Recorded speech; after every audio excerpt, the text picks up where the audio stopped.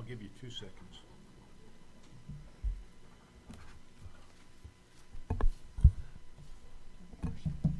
Those are yours.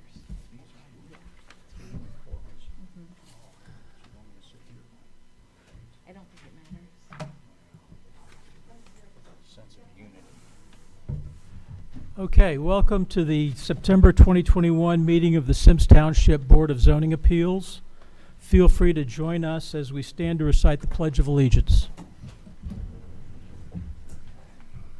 Allegiance to the flag of the United States of America and to the republic for which it stands, one nation, under God, indivisible, with liberty and justice for all.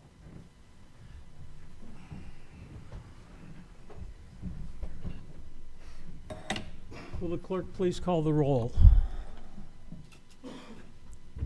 Mr. Fowler? Here. Ms. Harlow? Here. Mr. Havel? Mr. Horvath? Here. Mr. Wolf? Here. This meeting is being recorded for public record and is subject to media and public access in a recorded version after this meeting, and is posted on the website.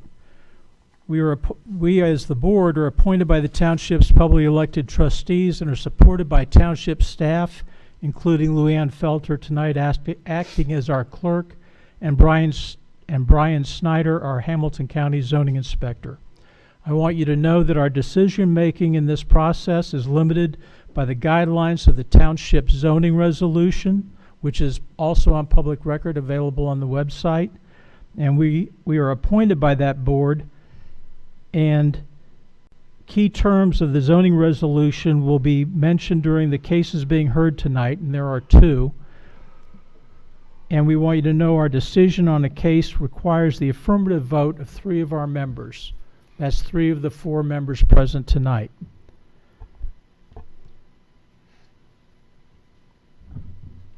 Anyone who would like to speak at this meeting should now stand and raise your hand and repeat after me.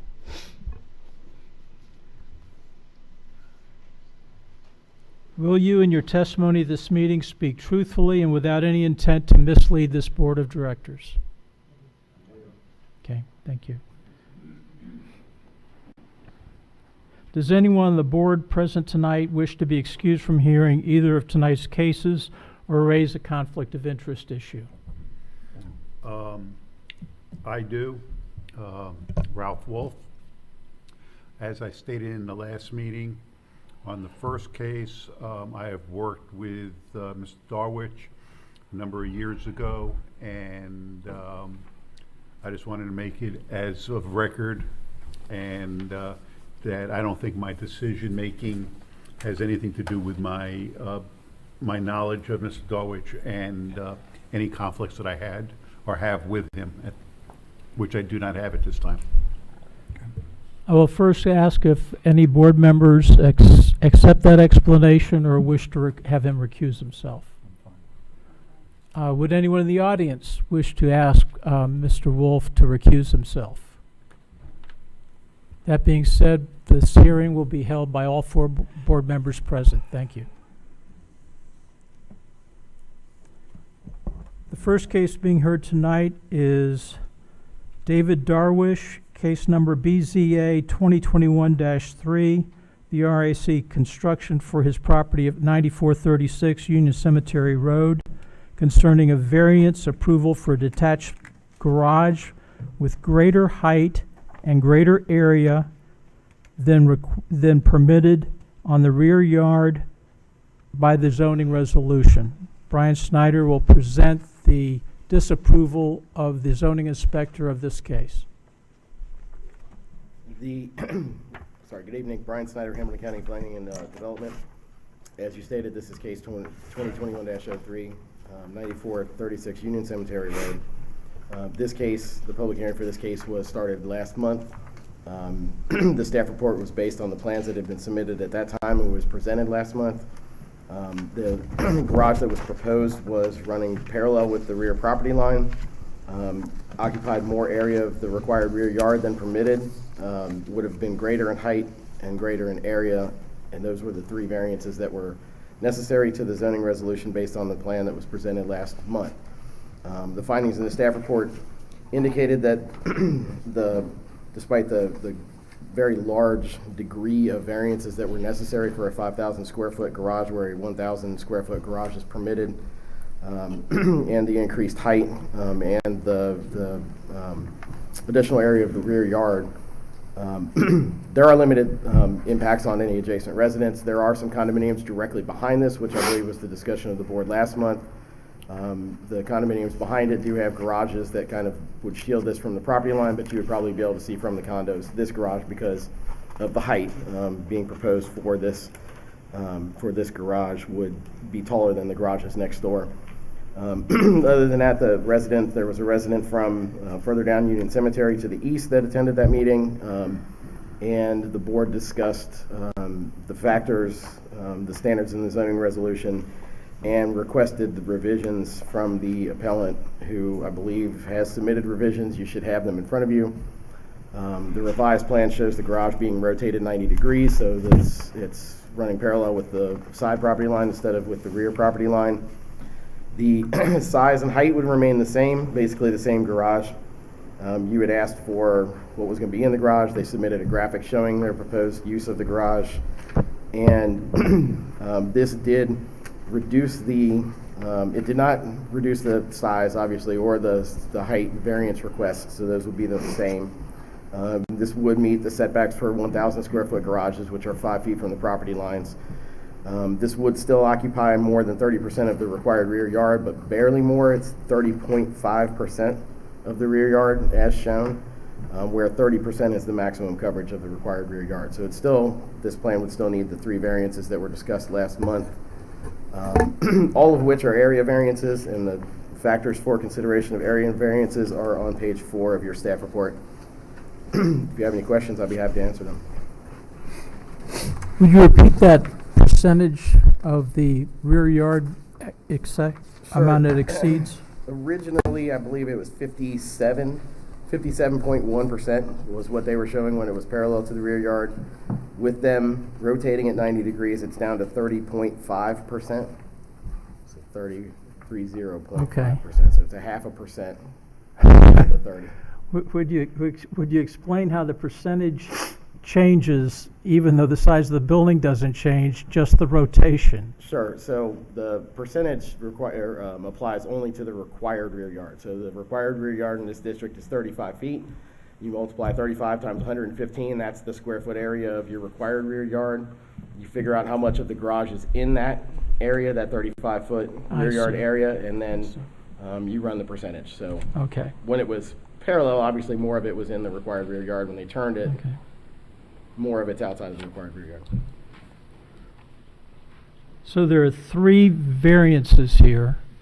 That one, rear yard requirement, is fractional. Yes, less than 1%. Okay. And the others are size of it, 1,032 square foot required versus 5,000 square foot proposed, Correct? and height, 18 feet versus 12 feet 6 inches? Correct. Okay, thank you. Anyone else have questions for the? Now, the lot, according to what I'm reading, is over an acre. Is that correct? Correct. Okay.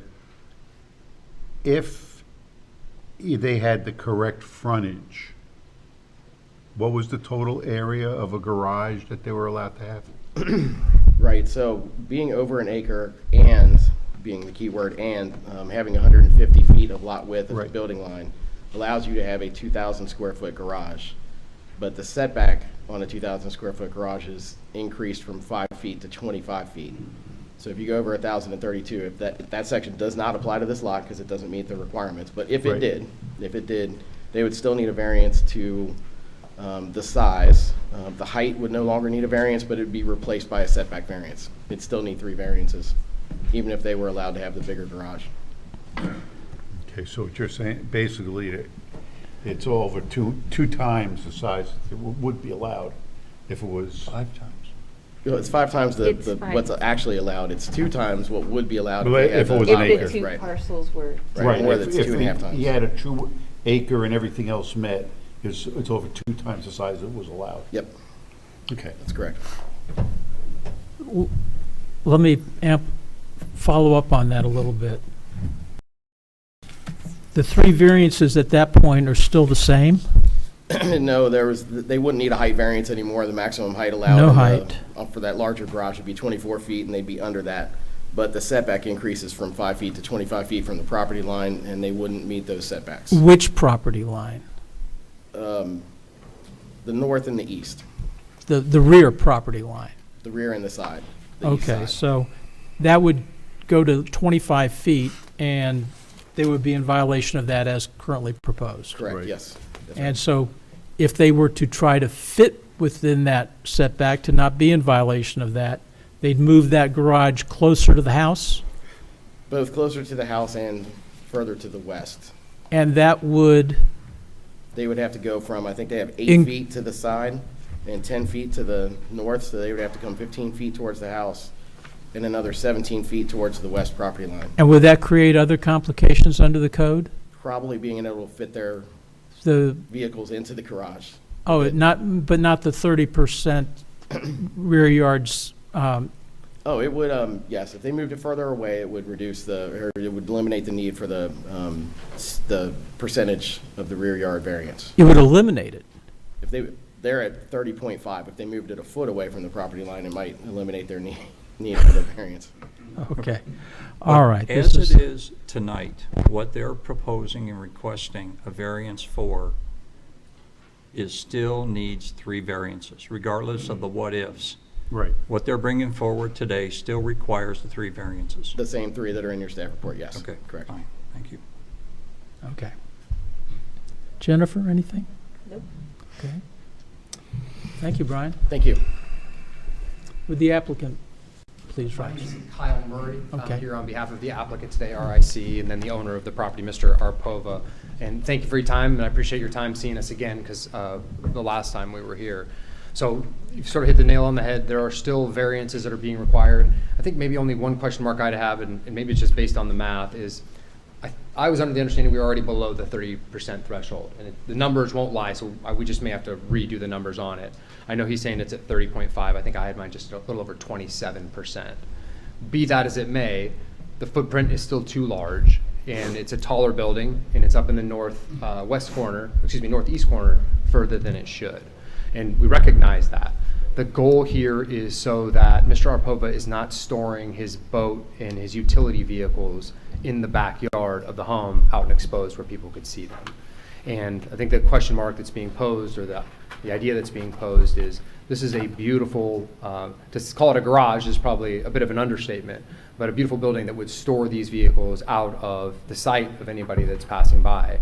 The benefit of it, when you see this house from the road or from any of the angles, is you're not really going to see the back, or this building in the back. The home takes up much of the width of the lot, and the lots owned to the left and right, to the west and east of it, are also owned by our owner here, Mr. Arpova, with a house on the east side and potentially a house to be built on the west side.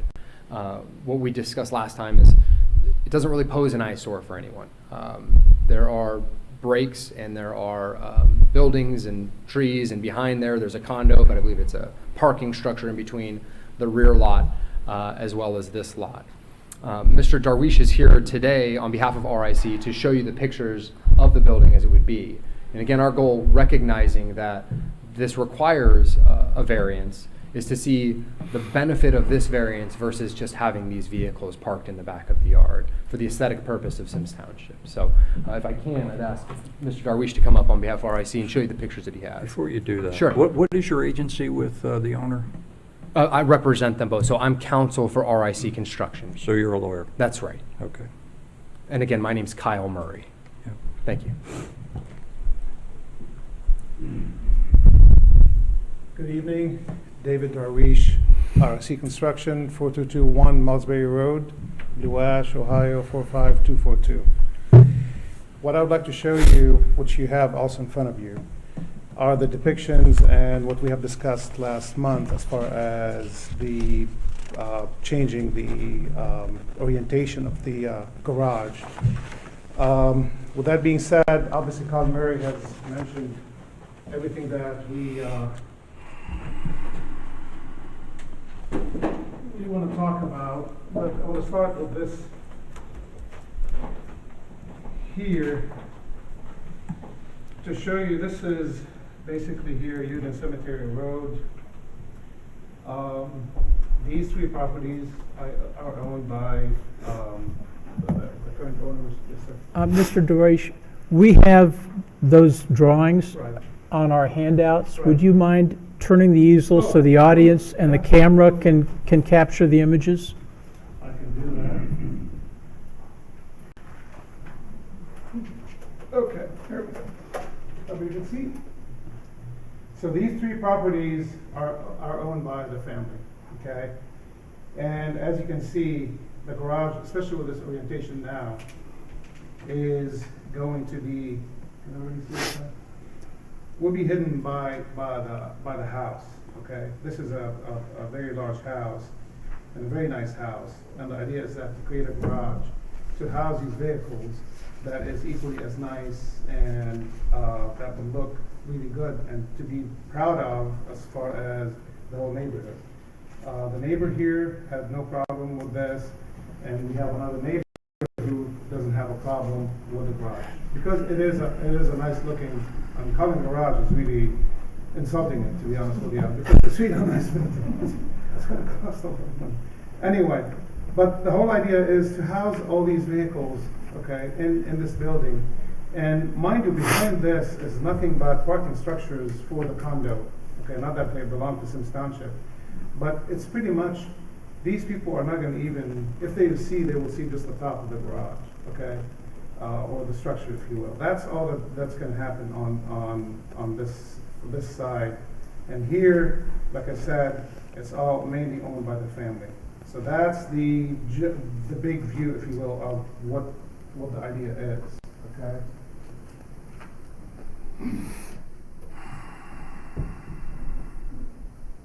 Secondly, we were asked by you to show, the vehicles that would be housed in this building. And as you can see, having a boat, an RV, and some jet skis, and some quad, all-terrain vehicles. This is what the purpose is for this structure, garage, if you will, okay? Nothing unusual, nothing, it's just instead of having these hanging everywhere, housing it under a roof and under a building that looks really good and protecting it from the elements. That's the purpose, okay? There's no other purpose for this. We realize that we're asking for you to grant us the variance because of the size of the building and the height, and we would love for you to grant us that because we're putting something here that is going to be beautiful, and as you can see from this, match the house,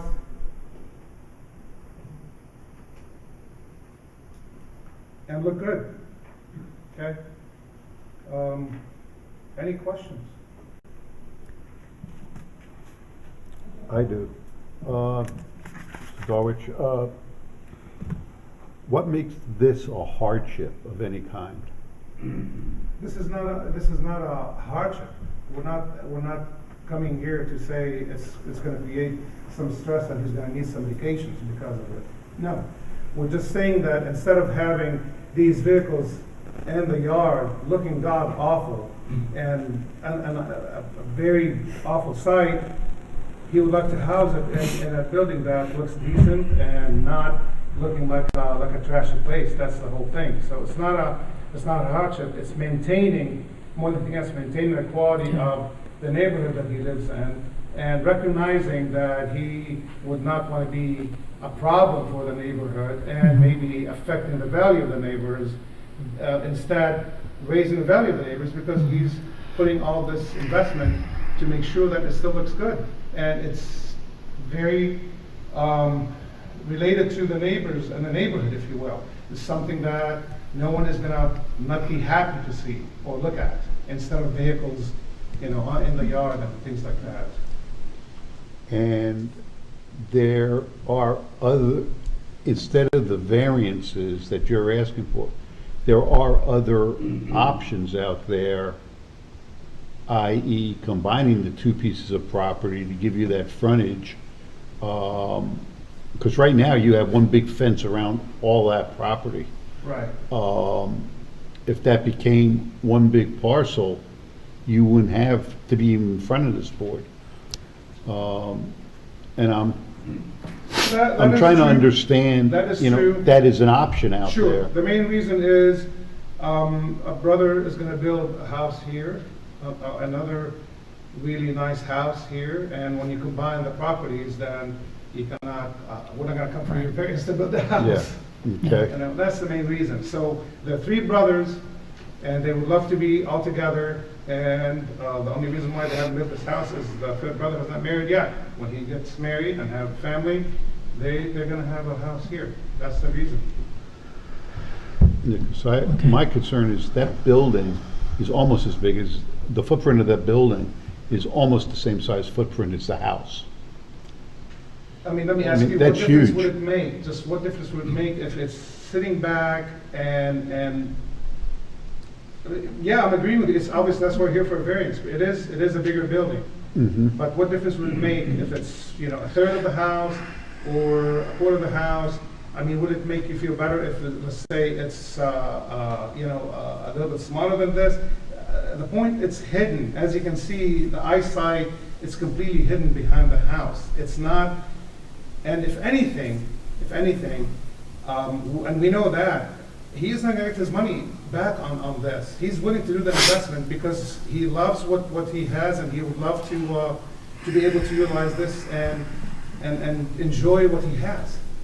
Well, let me cut the debate here a little bit short, because that's not the purpose of why we're here, is not to debate, certainly not until the deliberation phase when the board discusses these issues internally.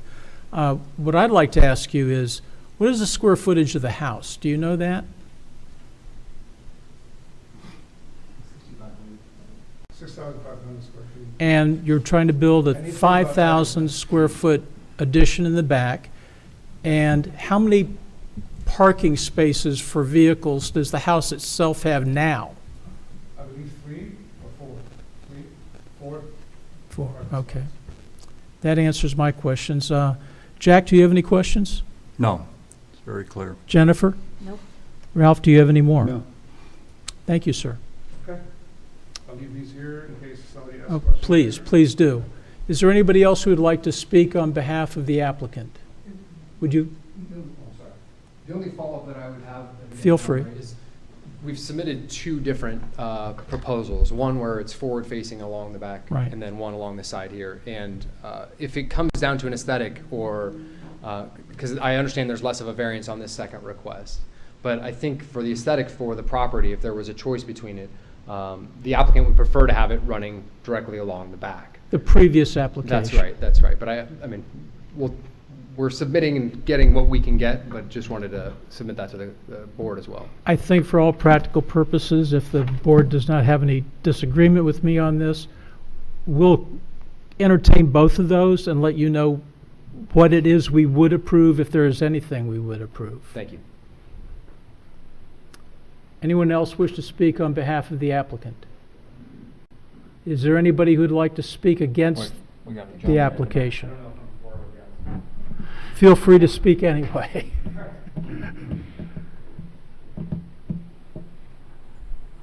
Just swear him in if he hasn't sworn.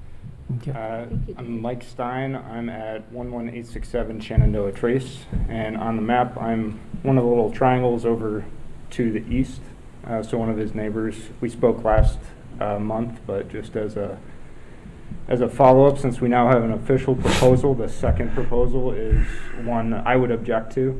The first one, I leave that to you guys, but we talked about the hypothetical last time, and for me, that's a direct line of sight into his backyard, and as nice as it may be, it's not anything against what he's proposing, but for me, that's a much bigger surface, or that longitudinal section being a broadside for me to look at the back of, and that whole section, just to speak For my neighbors who aren't here, we're the only people on that map that are also Symmes. So we're the ones catching the broad side of that, as opposed to what he pointed out, which was the parking structures for the condos. So that affects our property value on that side. So I'm not against him building a garage, but I am against the second proposal. And I'll let you guys decide on the other Okay. stuff. Any questions from the board? No. Okay, thank you, sir. Thank you. Would anyone else like to speak, make a comment about this case or ask a question from the audience? Are we ready to go into deliberation? Wait, but what about against? Pardon? Is anybody against this? I did ask Okay, that. and That there's was nobody what against he it. was. I just No. wanted to make sure. Okay. Okay.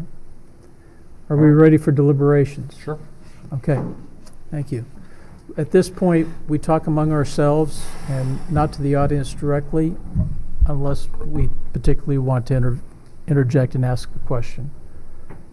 Jack, any thoughts? Yeah. Okay. So I take a look at the standard and I take a look at the process that we've been charged with as the Board for Zoning Appeals.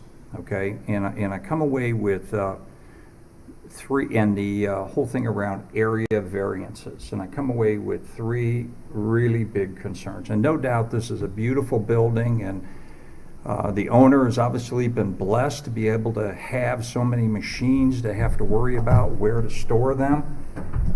I kind of have garage envy for him, or of him, but there's three things that I look at. Number one is we're talking about an area variance, okay? And what I see this is this is done out of convenience. This is a want versus a need.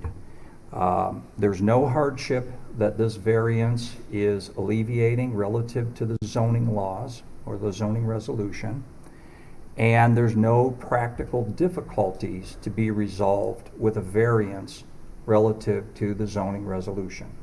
So I see this as a want versus a need. And so for me, it doesn't meet the standard of what's required to grant a variance.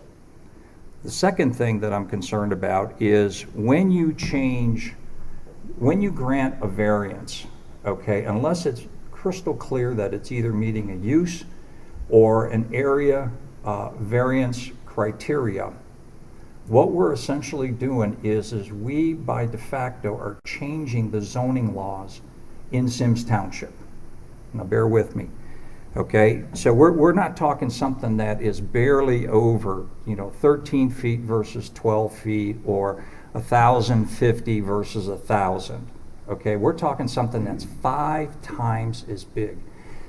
And if we were to approve this, what we've done is we've moved the bar up for outbuildings to 5,000, okay? And in the future, somebody comes here with a 2,000 square foot request that requires a variance, how can we say no?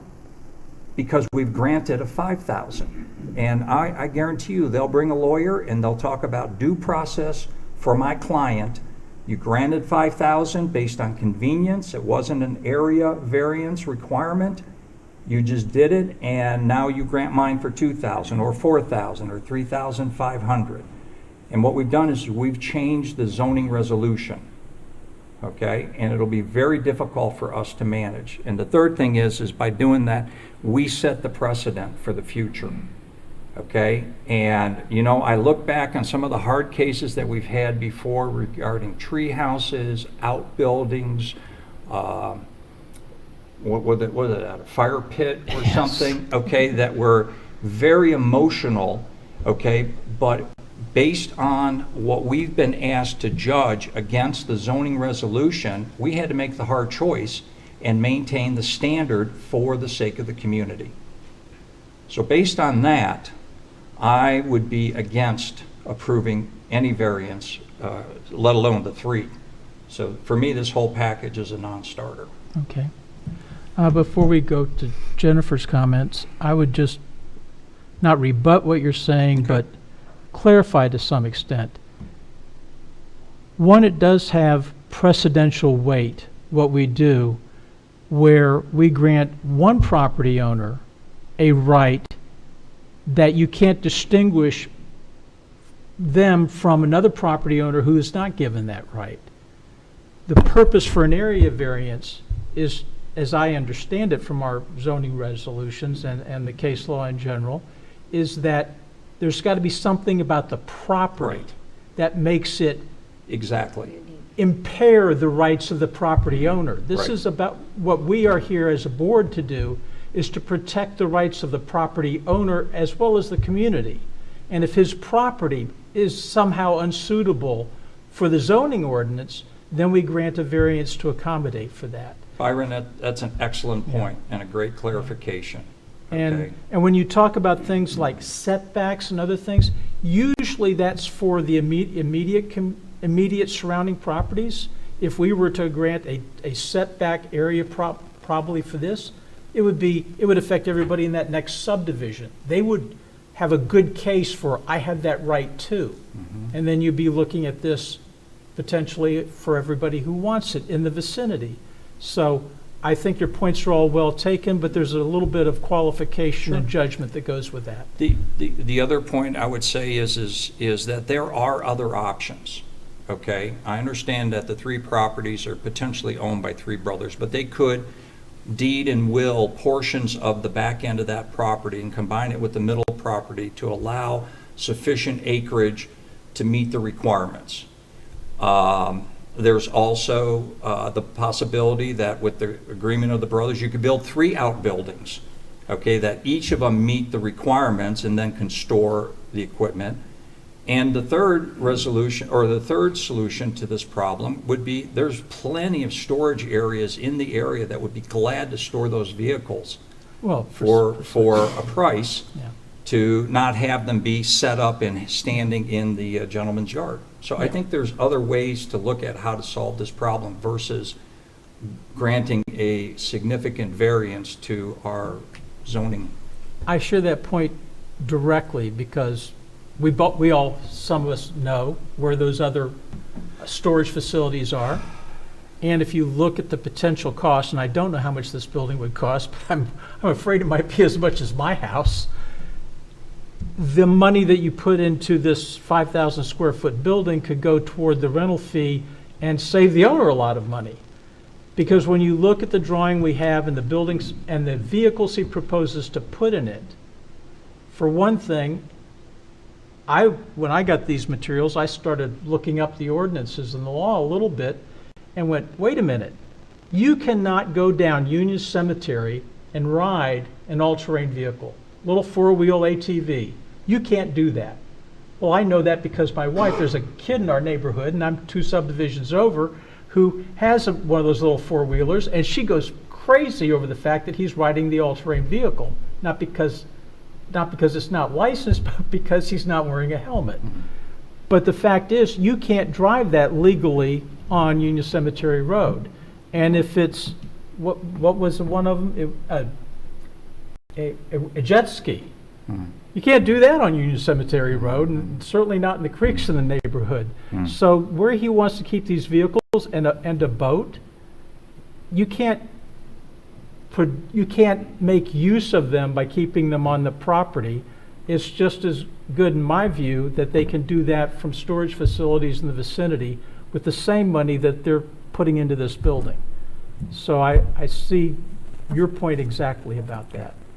Jennifer, did you have any comments you'd like to raise for our consideration? I don't think I have anything to add between what the two of you have said, other than I'm all for attorneys coming in and talking about due process all the time. Okay. But yeah, my issues with the factors were, it's not something that would force him not to be able to get a reasonable return on his property. The variance is more than a substantial deviation. It's 5 times.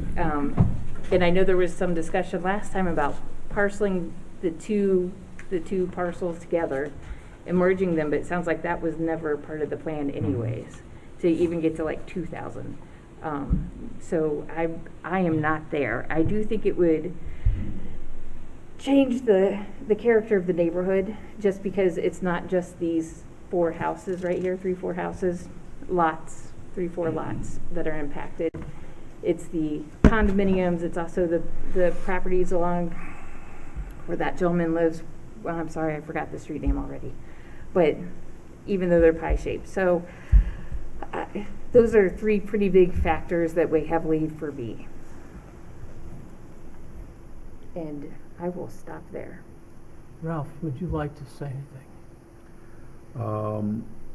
The one thing, I mean, my thing is, I know that there are other options of how to build this thing without even coming to this board, and one of them was brought up by you. Being able to parcel the back parts of all 3 and making one big area, that now there may be some other variances, but doable to work with, or willing and doing other things. So, I mean, just trying to squeeze this big building on a piece of parcel just because, and the owner owns all 3, basically owns all 3 parcels, or at least 2 of them. I think there are other options, and then I think those have to be exhausted before I would vote yes on this thing. Okay. I want to go over the Supreme Court factors that need to be evaluated when considering an area variance, so that it's clear to everyone what our guidance is here. And before I recite these 7 items, I want you to all understand, no one item is determinative. We weigh and consider all of them as we make our own judgments, and that we have to mush all that together in arriving at the decision we make.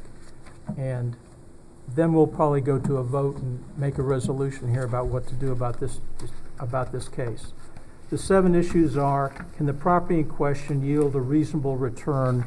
And that often means not just for investment properties making money, but for a reasonable use to the landowner. And can that be done in a beneficial way without the variance? The house has been occupied and lived in for a couple of years now. It's a fine home. It's a fine piece of land. There's nothing unique about the parcel. It's perfectly rectangular and reasonably flat throughout. So there's nothing about the property itself that is causing something to keep him from having a reasonable use of the property.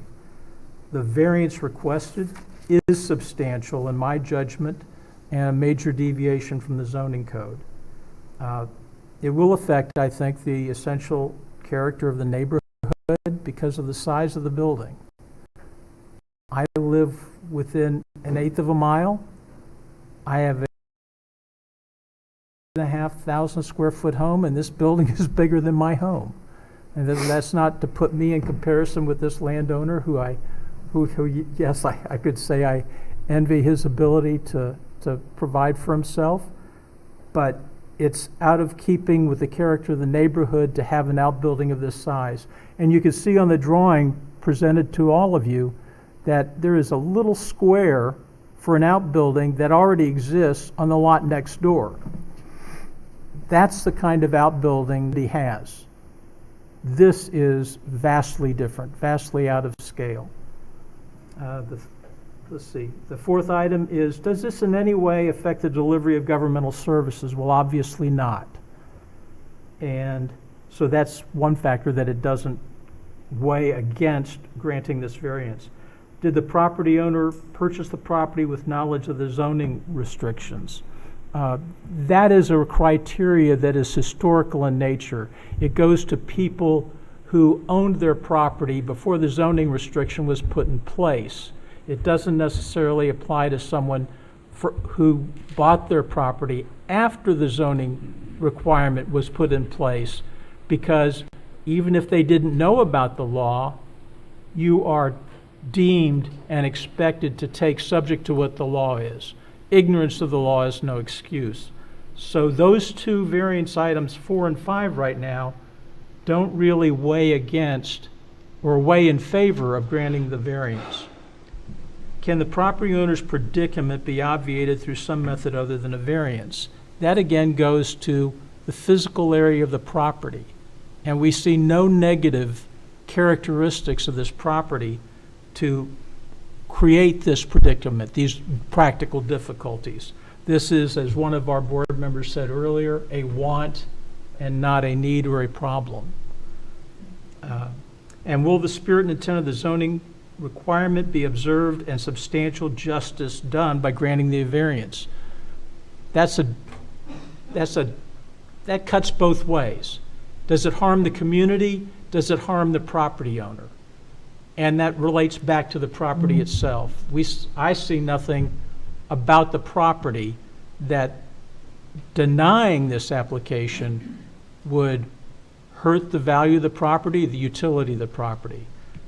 So I would say that granting the variance would do substantial injustice to the rest of the community who live with these rules.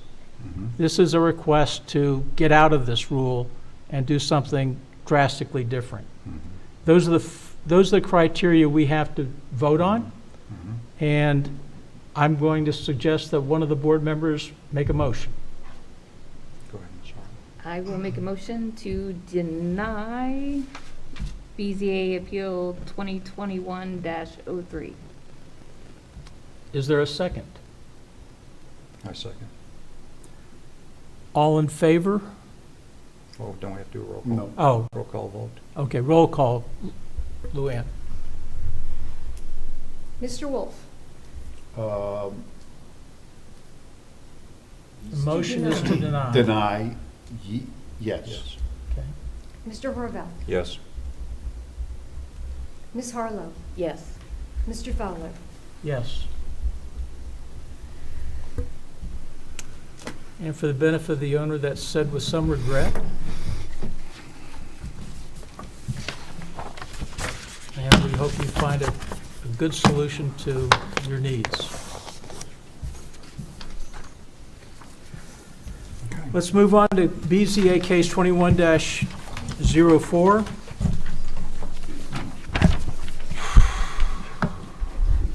And I've lost all my paperwork on that.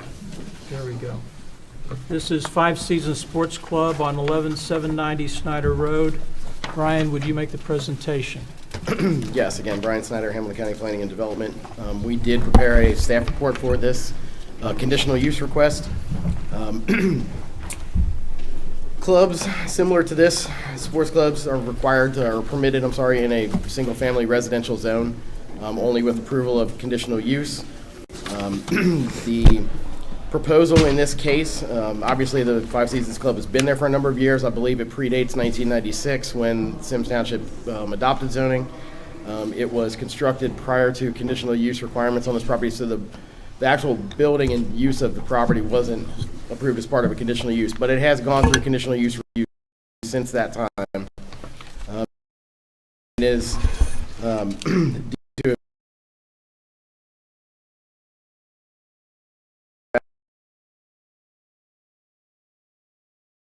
pool, a temporary structure that would be used in winter months to allow the extension of the use of the pool between on or about, I think the letter says on or about November 1st to on or about May 1st of every year.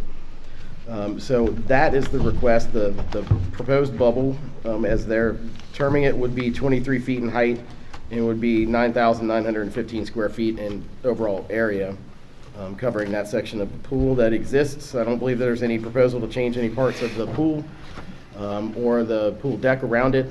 This would be constructed, like I said, temporarily over the winter months on the pool deck that's already existing. Because of the fact that it's temporary, it is required to receive conditional use review and be discussed as part of a conditional use by the Board of Zoning Appeals. We can only issue a permit for it after authorization of the conditional use by the Board of Zoning Appeals. We have general considerations for conditional uses that begin on page 2. And then we have specific criteria for private clubs in the zoning resolution that are part of section 386. Those begin on page 3 of your staff report. I will not go into each and every one of those unless you would like me to. I will summarize staff's position on this case. Staff has no issue with this proposal. It is fairly well hidden from the road, Snyder Road, by the building itself.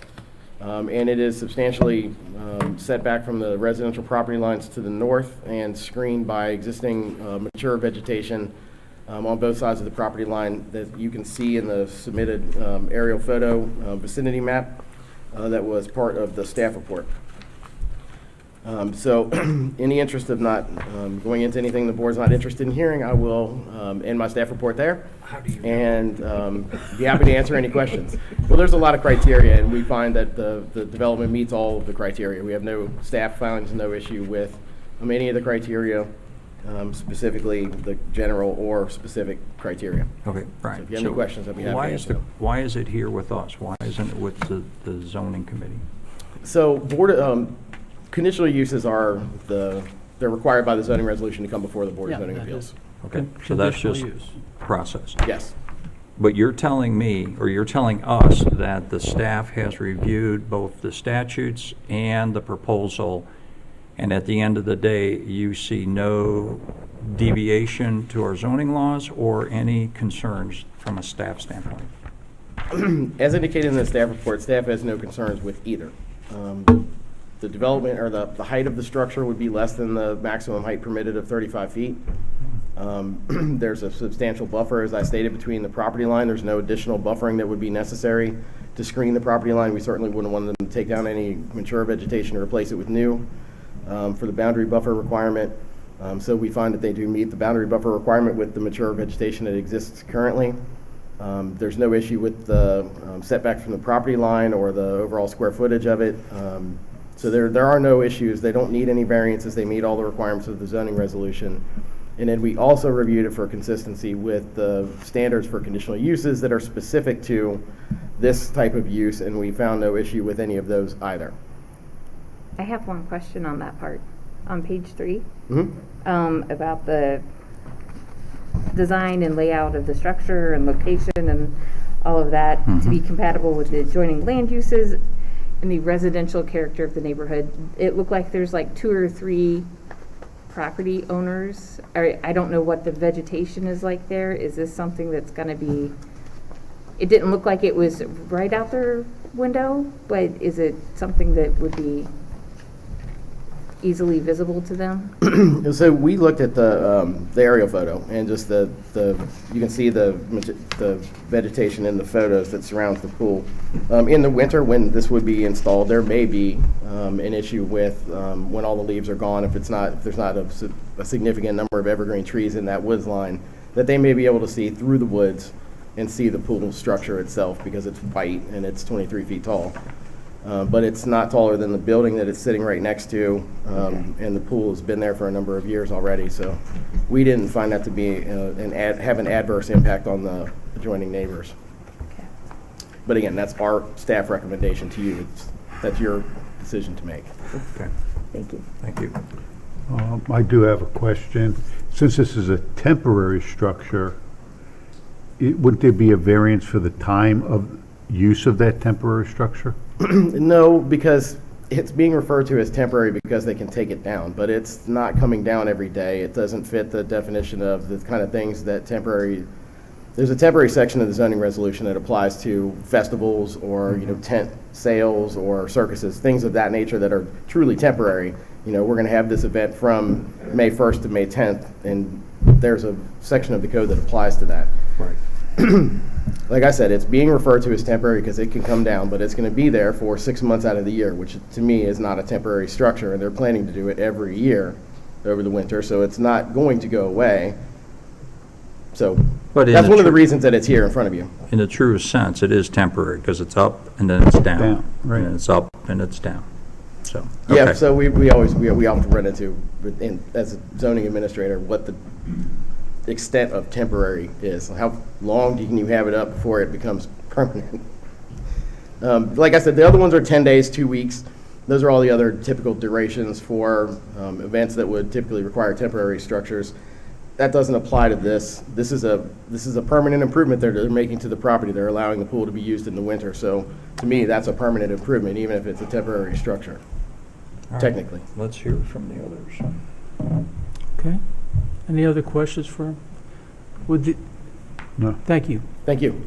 Would the applicant make a presentation?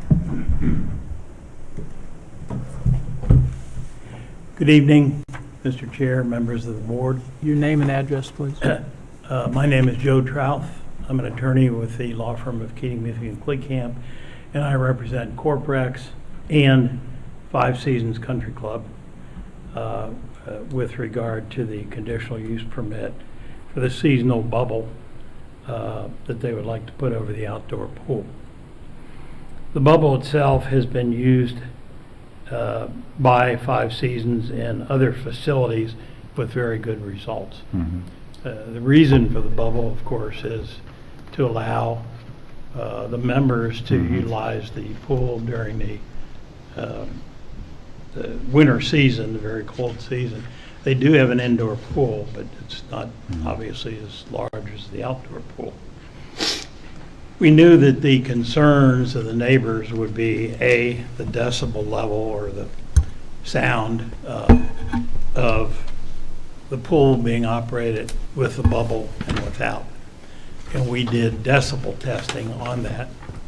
And with me are Five Seasons representatives if we want to get into any questions on that. But we compared the sound of the pool blower or the bubble blower and the noise, emanating from the bubble with the decibel level during the summer season, and we found it to be substantially lower in the winter with this blower versus the pool in general during the summer. Secondly, we considered visibility or lack thereof. Five Seasons is built on 27 acres. It's a large piece of property. And the outdoor pool is located at the lower end of the property. And the closest residence to the pool is 452 feet. But because this outdoor pool is at the low end of the property, and because the club has been there for over 20 years, there is substantial vegetation that has grown up and buffered the property over that period of time. So because of the lower geography of the pool and the substantial vegetation, the residents would not be able to see much of this bubble at all during the winter months. We believe that the bubble will be a great asset to the community and to the club, and will be great for families during the cold winter months. It will also allow the club to engage in the broader community involvement with the utilization of some swim teams in the winter. Right now, they don't plan on having a swim meets, but practice for these teams in the morning and the evenings.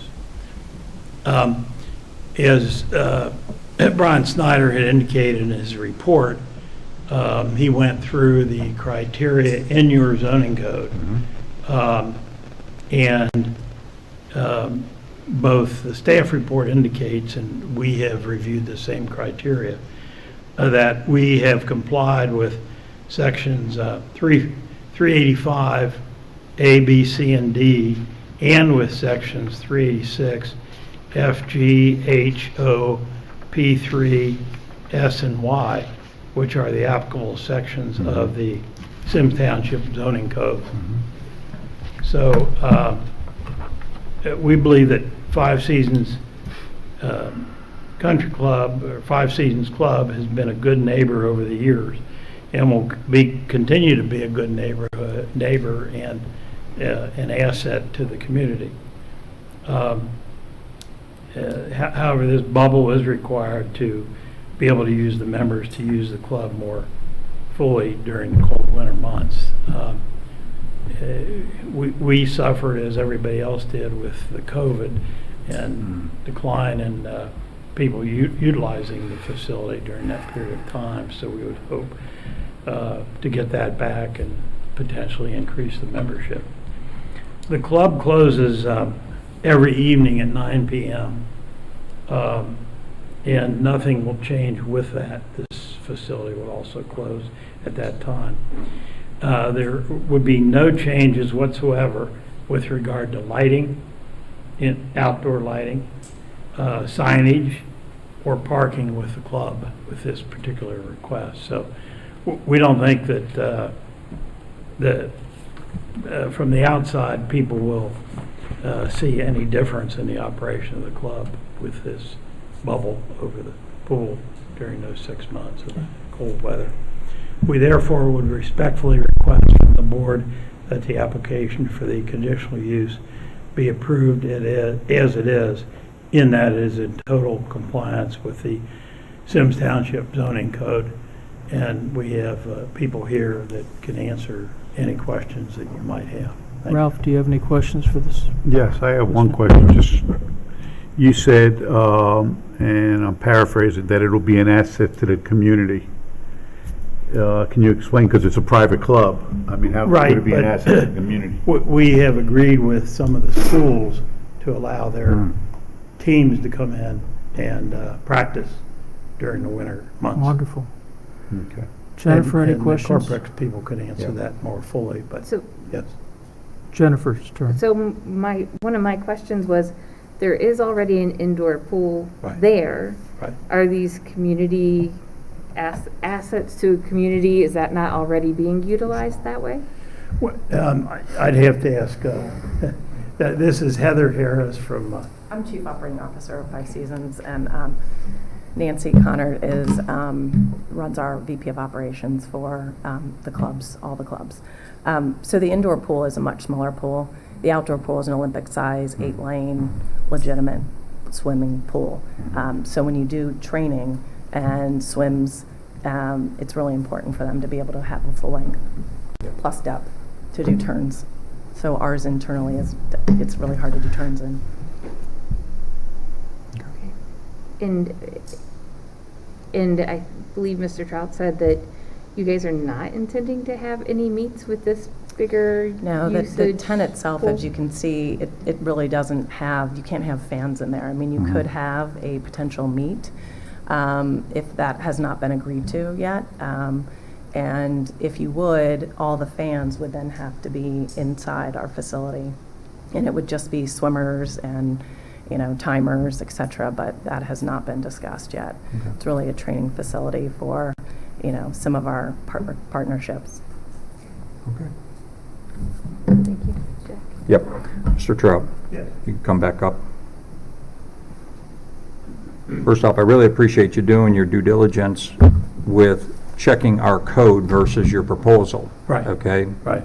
That's appreciated by the board, so thank you. Thank you. The question I have is you said that you have these at other facilities in other parts of the state, the country, what? The country, the one that I was referring to is in Illinois, Okay. Burr Ridge. Were there any issues with the community that you're aware of? I mean, you addressed noise and visibility and operation hours and all that. Are there any issues with that in that Let community? me ask Heather to also Oh, sorry. address that. Go ahead. Playing yo-yo here. So that facility is in it's in a business district, and there was some opposition because of the way that the office buildings around can visibly see the into bubble. that. It's a totally different vegetation, and it sits on only 14 acres. We got it approved, and there was not one single complaint. Thereafter. Yeah, Okay. and that was last year, so we were able to use that from January until May. Good. And Thank it you. positively affected our membership in a time when we really needed that to happen, so. Okay, good. I think I have only two questions. One is, this is the outdoor Olympic-sized pool is already used that way. Right. And when you have events, you have a lot of spectators, family and friends attending and watching the swimming events, right? What I'm asking about is, under this new shell, are you going to have bigger events with more attendance? I'm wondering what that does. The tent itself will only go over the 8 lanes. It won't even go over the big diving board area. So it'll just sit in the lanes. I don't know exactly the amount of room, but it is equivalent to one small group of stands. It'll allow Okay. them to have their backpacks and stuff there as well when they're training, but it is not an entertainment tent by any Okay. means. And, if there was going to be anything, that would have to be, live streamed back into the club in order for anybody to watch. Okay.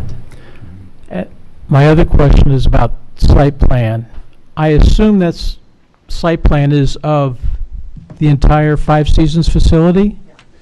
Where, I don't, on our handout version, I just can't find the swimming pool.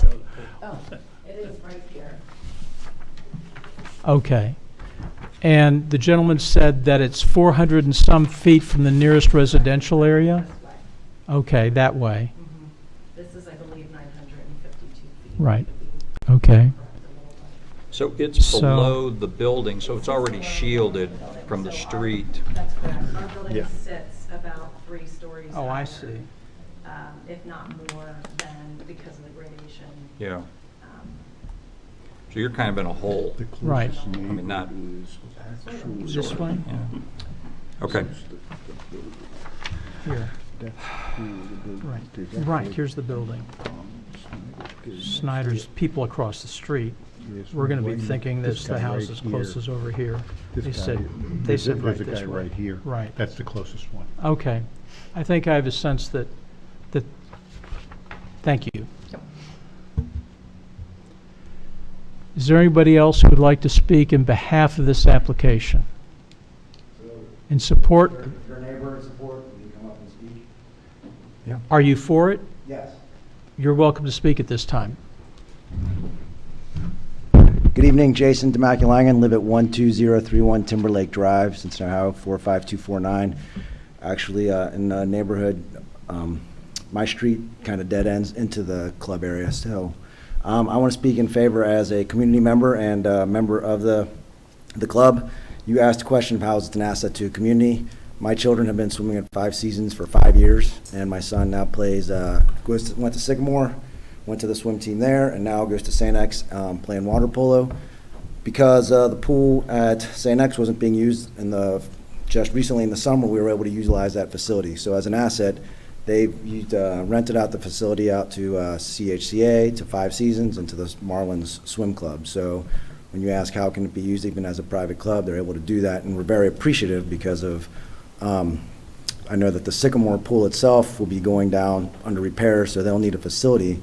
And being an 8-lane pool, I don't even remember where the closest 8-lane pool is in the area, so it's really helpful. In terms of dome structures, this is different than the ones I've seen at the Powell Crosley Y, but I've been there, and essentially this is the pool deck, if that's the pool. This is the only area that swimmers and spectators can go, so there's not any area to have a bar mitzvah, a birthday party, or anything like that in terms of use. So in terms of driving extra traffic or anything like that, I just think it's a good, in terms of asset to the community. I know that families that were coming to the area, St. X families, were eating at restaurants and supporting the establishments because they had to sit there for 2 hours instead of driving home to the other side of town and eating at the Silver Spring House, at Chili's, at the surrounding areas in the community, so it actually helped the economics of the area as well. So in terms of that, if noise level comes to an issue, I've been there, I've been part of the entertainment there, I'm very sensitive to the noise levels and what to do there.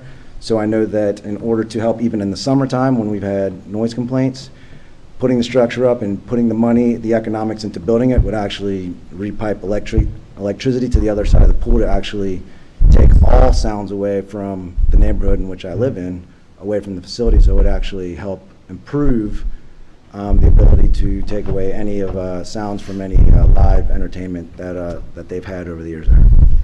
Okay. So, thank you. Thank you.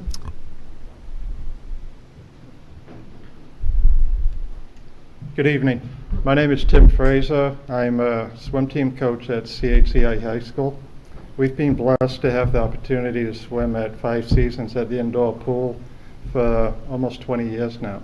I haven't been there that long, but I've been there for CHCA for at least 6 years coaching the swim team. The indoor pool, the way it's constructed right now, is 4 lanes, and the outside 2 lanes have a overage over it. So basically, 2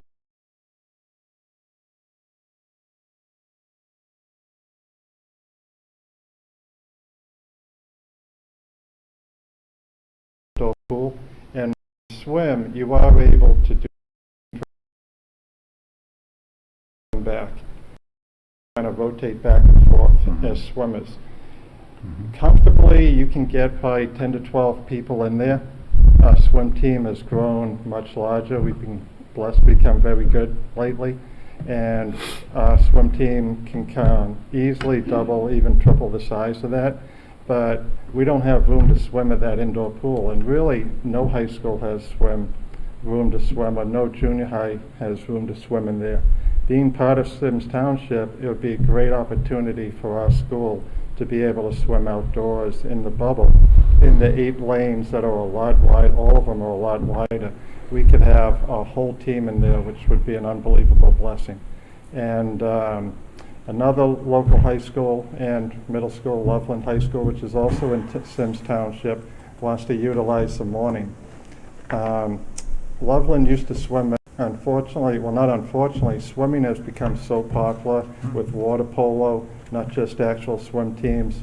And Sycamore needs their pool for their school.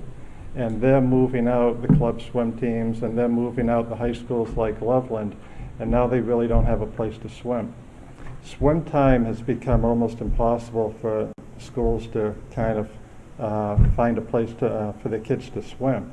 And with the opportunity of 5 seasons having a bubble, it opens up a lot for local swim teams.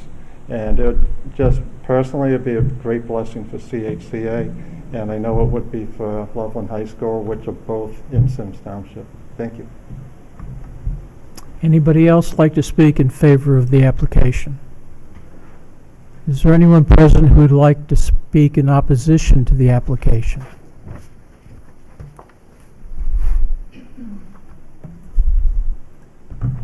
Hi. My name is Susan Berger. I live at 8354 Ellen Woods Drive. I am probably the one that is going to be most affected by this because I do look at their swimming pool. I can see it from the back of my house and the side of my house. In the wintertime, when the leaves are off the trees, I can even see into their facility and distinguish people riding bicycles. In deference to my neighbor on Timberlake, he is far enough away from the pool. He is in a totally different area. He's by the tennis courts. He does not hear the noise that I hear all summer long from 5 seasons. I have deep roots in Symmes Township. My parents built a house on Snyder Road, which backed up into what that became the Palmetto subdivision in 1960. My mother was a fiscal officer and trustee in Symmes Township. My father, who was on the Rural Zoning Commission in Hamilton County, was an architect, donated his skills, or his time and talents to the Township Administration Building, to redoing that, and to the original safety center that was over on Union Cemetery Road. So I have a lot of roots in this community. In 1984, my parents built a new house at 8354 Ellen Woods Drive, joined into Palmetto's. And at the time that they did that, they picked a secluded area that backed up onto undeveloped land that was zoned residential, fully expecting that there would be houses behind us because that's what it was zoned to be. That's not what ended up being there.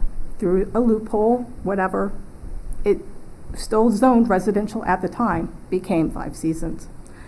And it became 5 seasons sports center over the objections of people who lived next to it. Now, my father and a group of citizens objected to a lot of things. They worked to try and get lights. For example, the lights the Five Seasons originally wanted would have shone very brightly into all of the houses right around it. They got that reduced. They got things on the tennis courts reduced. One thing they could not, or they managed to keep the sound system from being piped to the tennis courts. They did not manage to do anything about the sound system at the pool. So whenever there's an event at Five Seasons, a DJ or a band, we can hear lyrics from their music in our living room, in our house, in every room in my house. There's not a place we can escape it. We can distinguish lyrics on the music with the windows closed and the air conditioning running. So all summer long, we don't know when we're going to be interrupted by music. I have been awakened early on weekend mornings by swim meets at that pool with the shouting and the cheering and the announcers. I have even been awakened at 1 a.m. by music from the pool when someone has forgotten to turn off the canned music and it goes all night long. So when Five Seasons say they're good neighbors, they have not been good neighbors to me. Okay, I have called to complain. I've been told that by the noise permits that they're allowed to do that. I've called the police who've told me there's nothing they can do. I am not the only one on Ellen Woods with those kinds of complaints. So when winter comes, we have peace finally from the music. So in the summer, we don't see the building. We don't see the pool. We hear it. But in the winter, I see the pool. I see the building. I will see this dome. Okay. So as much as they say none of the neighbors will see it, that is wrong. And I am not the only one that will see it. So he mentioned measuring decibels, how much noise it will make. Okay. So as I understand it, there are blowers that keep this inflated and they will run 24/7. And yes, the amount of decibels is less than the amount of noise from an average day at the pool. But an average day at the pool ends. At nighttime, you do not have that noise. We will have continually the noise of those blowers all day, all night. Okay. So there will be no relief from that. I don't know about noise inside the dome. I don't know. I mean, I am relieved to hear that it is too small to have events, that there will be some control of the amount of people in it. But I don't know how any noise inside that travels outside the dome. Does it stay in the dome? How much noise will we hear from that kind of thing? As they said, the bubble that they have in Illinois is in a business area. So they have really not they've not put one of these in a residential area. Now, okay, the people speaking for this pool, this event, this thing, they are not adversely affected by this. They don't have this dome that's going to be right in their backyard because you can say it's so far away, but the way the land is set up, it's a ravine, and I looked at across, and so I will see it. It will affect my property values to see that. Okay. I spent the weekend talking to a lot of my neighbors. We did not realize that we could bring petitions or letters, and a lot of my neighbors couldn't be here. The majority of the people who border this area do not want it. They could not be here, but everyone I talked to had the same concerns that I have, and the majority of them do not want it. They don't want to look at that. They don't want that in our neighborhood. The people who are speaking for it, who think it's fine, are the people who live further away and are not affected, are not going to be adversely impacted by it. So as far as when I look at it, to me, this is a structure that does not belong in a residential area. And I realize that Five Seasons is a commercial enterprise, and I realize that they are trying to do business, and I hear all the advantages of having this done, and I understand the lack of swimming facilities. But this would not be allowed over a pool in a residential area. If my neighbor who has a pool wants to put a dome over their pool, it would not be allowed. Everything around Five Seasons is residential. They are the only commercial property in the area. And I think they should be held to those same standards. So as far as I'm concerned, they have not been good neighbors since they've been there. People who live right there have constantly had complaints. And we do not see an advantage to us to having this in our backyard.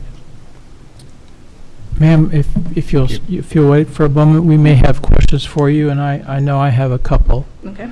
The presentation given to us in support of this shows site photos of a tremendous amount of tall green trees And in the around the wintertime, facility. there is no And leaves and at in the all. wintertime, that would go away. They would be sticks, And there are no and you would be evergreens. looking through that. And there are no evergreens at all. From your house, can you actually see the pool? Yes, I can. I Can you it from see the back of school my building? house, and I can see it from the Right. side of my house because of the angle of my house sits And in. can you see the school building next to it? The what? The school building next to it? There's not a I'm sorry, it's The not a school, facility? it's the Yes. Five Seasons building. Okay. So the facility, if I look out my kitchen window or go out on my deck, I am looking dead at Mhm. the facility. If I look at an angle from the back of my house still, that my deck is like in a corner. If I look from the back of the house out of a sitting room, I can see the building here, the pool here. If I go into my bedroom, if I turn the corner and look out at an angle from my bedroom windows, I can still see the pool. I cannot see the Okay. building at that point. All right. I can also, at that point, I can see the tennis courts. Right, so the issue here is So I'm really surrounded. what happens in the winter when the pool is inflated, because in the summer it may be actually, that In the dome summer, may I not do be there s- at all. I do not see the pool, I hear the pool, but I do Oh, not see it. right. Mhm. But I'm saying their use of it is not planned for the summer, it's planned for the fall and For the winter winter. season. And that's when the visual aspects of this would be of concern to you. Yes. But what I'd like to make sure that the public is aware, that's not a subject for this board to consider. The visibility of it and the height of it, those are permitted. We don't have, there's not an appeal before us for that area variance or for that physical variance. They're living with the existing height restriction, they're living within that. So my question is trying to focus on what is your objection that can weigh with this board? And what I heard a moment ago, at most, was 24/7. That's something we may be able to talk with them about. They've already stated, the representative for the Five Seasons stated in his initial presentation that it's not planned for in the evening after, say, 9 p.m. Okay, but the blowers, my understanding is what they tested with decibels was the blowers that keep the structure held up. Okay, because it's, as I understand it, it's blowers that run all the time to keep that structure held up. And their decibel testing showed that that was a little bit less loud than an average day at the pool. Am I Okay. correct? Is that what you're testing in the decibels? Yeah, but the blowers are actually inside. Okay, but were you testing your decibels inside or outside? Excuse me. That's what I'm trying to. You're addressing the board. Yeah, The board you- would like to I'm ask some sorry, questions I'm of sorry. the applicant. Questions and answers, Okay. you I- should I not be apologize. debating with anybody No, I in was the trying to audience. get information, I Right. apologize. Okay, so they gave us decibel testing for sound, and the sound that they were saying it runs at was really not that much lower than the sound of people at the pool, which I would not want to hear at midnight or 1 o'clock in the morning. So that's what I'm trying to figure out is Mhm. their sound that they have showed us that it will make 24/7 is something that I will hear. But in the wintertime, your house is closed up, your windows My are house is closed up in the summertime with air conditioning, and I still hear noise from their pool. Then how does this Continuous or make it that intermittent? much worse? Because I don't hear it at night. That's my point, is having noise during the day is one thing, having noise in the middle of the night is another. Now, I'm not saying if their decibel testing was inside, and they are not telling me how loud it's gonna be outside, that's my question, is how loud is this going to be all night long, running 24 hours a day? If That's that's a the only thing question- that I could address here, Right. if that's the only thing that you can address, then that's what I want to focus Okay. on, is how loud is it going to be? Am I going to hear it? Okay, and that's what we're trying to get at, is what complaint you have that is within the purview of this board to have an influence over. So, thank you. Is there anything else you'd like to say? If that's the only place we can focus Okay. on, that's where I'm Okay. focusing. Does anyone else on the board have a question for this lady? If I could I, Mr. Chairman, could I clarify something? Sure. So the requirements of the zoning resolution relate to the setback and the size and all that, would relate to the residential district, structures in the residential district. There is no ability to do any structures for a club such as this without first having conditional use approval by this board, and all the criteria, not all of them, but a lot of the criteria that are in that list of criteria relate to impacts on adjacent residents and adverse effects and spirit and intent of the zoning resolution. If you read through the general criteria, that does give you the authority to, despite the fact that the building may meet the setback requirements and the height, it may have an adverse impact, and you can do something about that. So as you stated, Right. you do have the authority to consider those kind of impacts rather than just assuming that it meets the code. This is not a situation where they could just go build that dome Right. without this approval, and those criteria are the what you're weighing, Right. which are not, whether it strictly meets the zoning code or not. There's Understood. more to it. Okay. So my understanding is then the fact that physically I can see it from my house could be an adverse impact or not. Question for you. It's something When we you stated it for can the board can consider it. Right. something we can weigh. Okay. Is there anyone in the audience who would like also to speak against this application?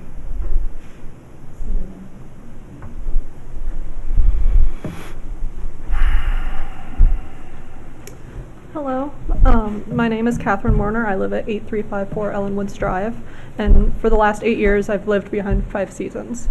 Over that time I've done what a lot of others have done before me, and I got an education. I spent 4 of those years in high school and 3.5 in college, and during that time I spent too many hours to count working on schoolwork at home. I took many summer courses, and during that season I had to focus through the noise from Five Seasons pool. Luckily that noise was mostly in the summer and when I had less of a course load, but by putting up this bubble and not ensuring quiet during the school year, keeping their pool open regardless of the season, it would create an environment that would be detrimental to my and anyone else who lived within hearing distance education, and the ability to work and focus. They say that they've been good neighbors and that we wouldn't be able to see it, that we wouldn't be able to hear it, but that has not been my experience with them, and I honestly do not trust that the bubble would not negatively affect the environment around them.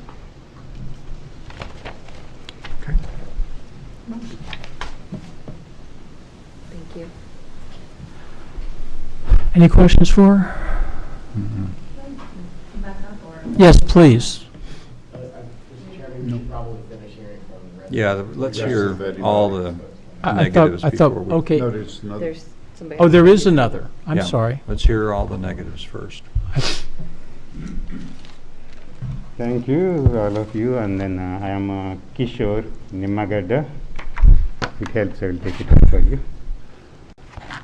I live at 8358 Ellen Woods Drive, and I have been in Cincinnati area for 24 years, and then in Symmes Township nearly 17 years. And I have a degree in mechanical engineering from one of the best institutes in the world. And I'm going to go ahead and then talk what I found so far, and then what I did, and then all of these. I'm going to give you some handout. And I'm also going, sorry.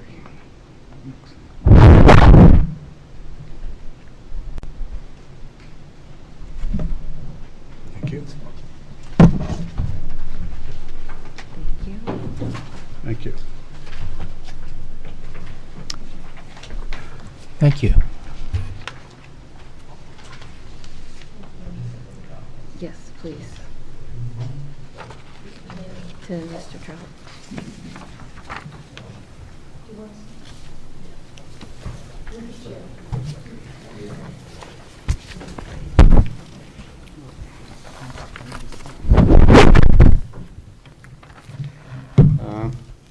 I can actually project it. I mean, it is okay to turn off the lights, but I do not know that. But whatever is there on the one is black and white.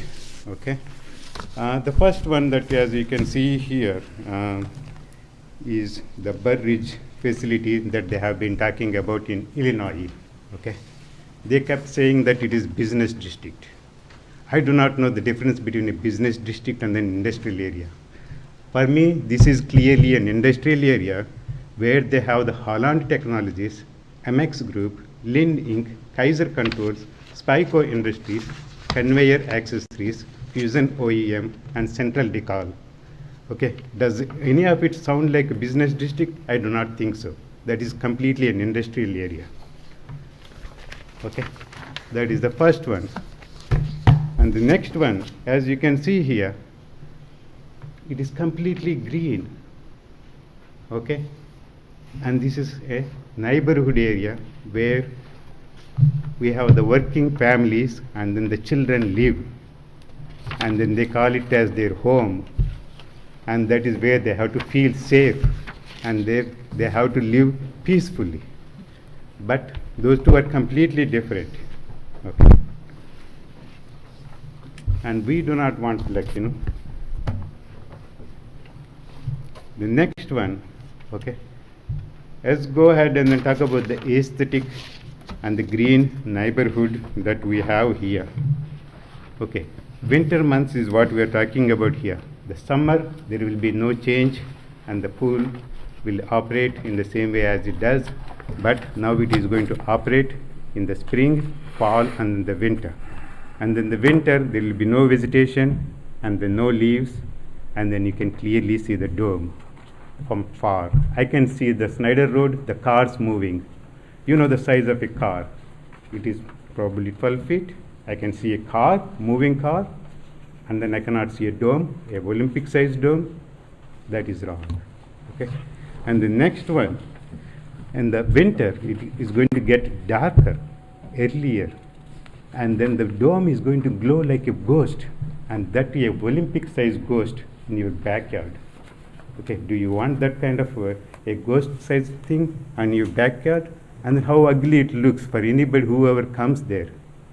Okay, and then obviously, okay, no need to say that. Okay, it is going to show up clearly on any of the Google Maps or the online maps or any of the, you know, other things that we actually see it here. Okay, so the aesthetic. Okay, suppose somebody comes and then tries to buy your house and then looks at your deck. What is that you got out there? Big ghost. What do you answer? You have no answer for that. I can tell you that. Aesthetically, it has a very negative effect in the area, on the green and then peaceful and calm area. Okay, and the next one, I'm going to go ahead and then see that one there. Regarding the noise, okay, this is something I have to tell you. Okay, I'm a mechanical engineer. Okay, I know about sound, right? And there have been complaints to the police station. I personally complained myself twice.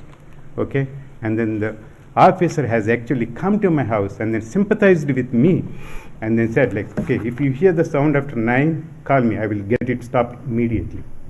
Okay, now we have an email, okay, that is very recent, okay, from one of the neighbors, okay, crying out for help.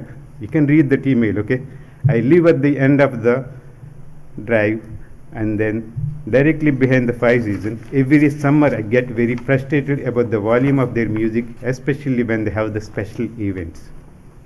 Okay, and this neighbor has been living with that inside the house, the sound inside the house, not outside. Okay, and there has been no response, and then suddenly they become a good neighbor. I do not think so. This is May 31st, 2021, and then have made the police complaints years back.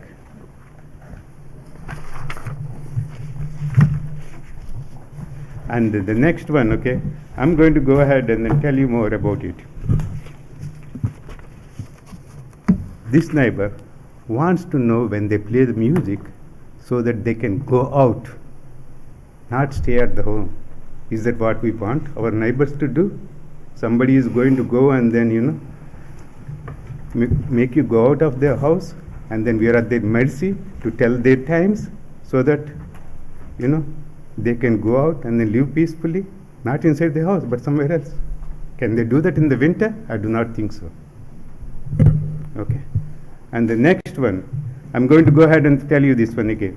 In the winter, okay, the weather is colder, and then the sound travels at a slower speed.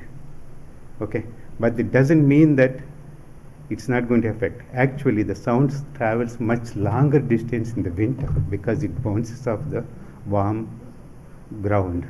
Okay, there's a link I have put in there. Okay, and then as a mechanical engineer, okay, if it is in dome, okay, all that you got is an umbrella on the top, and then for the comfort, the sonic comfort of the people, okay, I will make the sound go out immediately through that. Okay, I don't want it to bounce back for my people to be inside.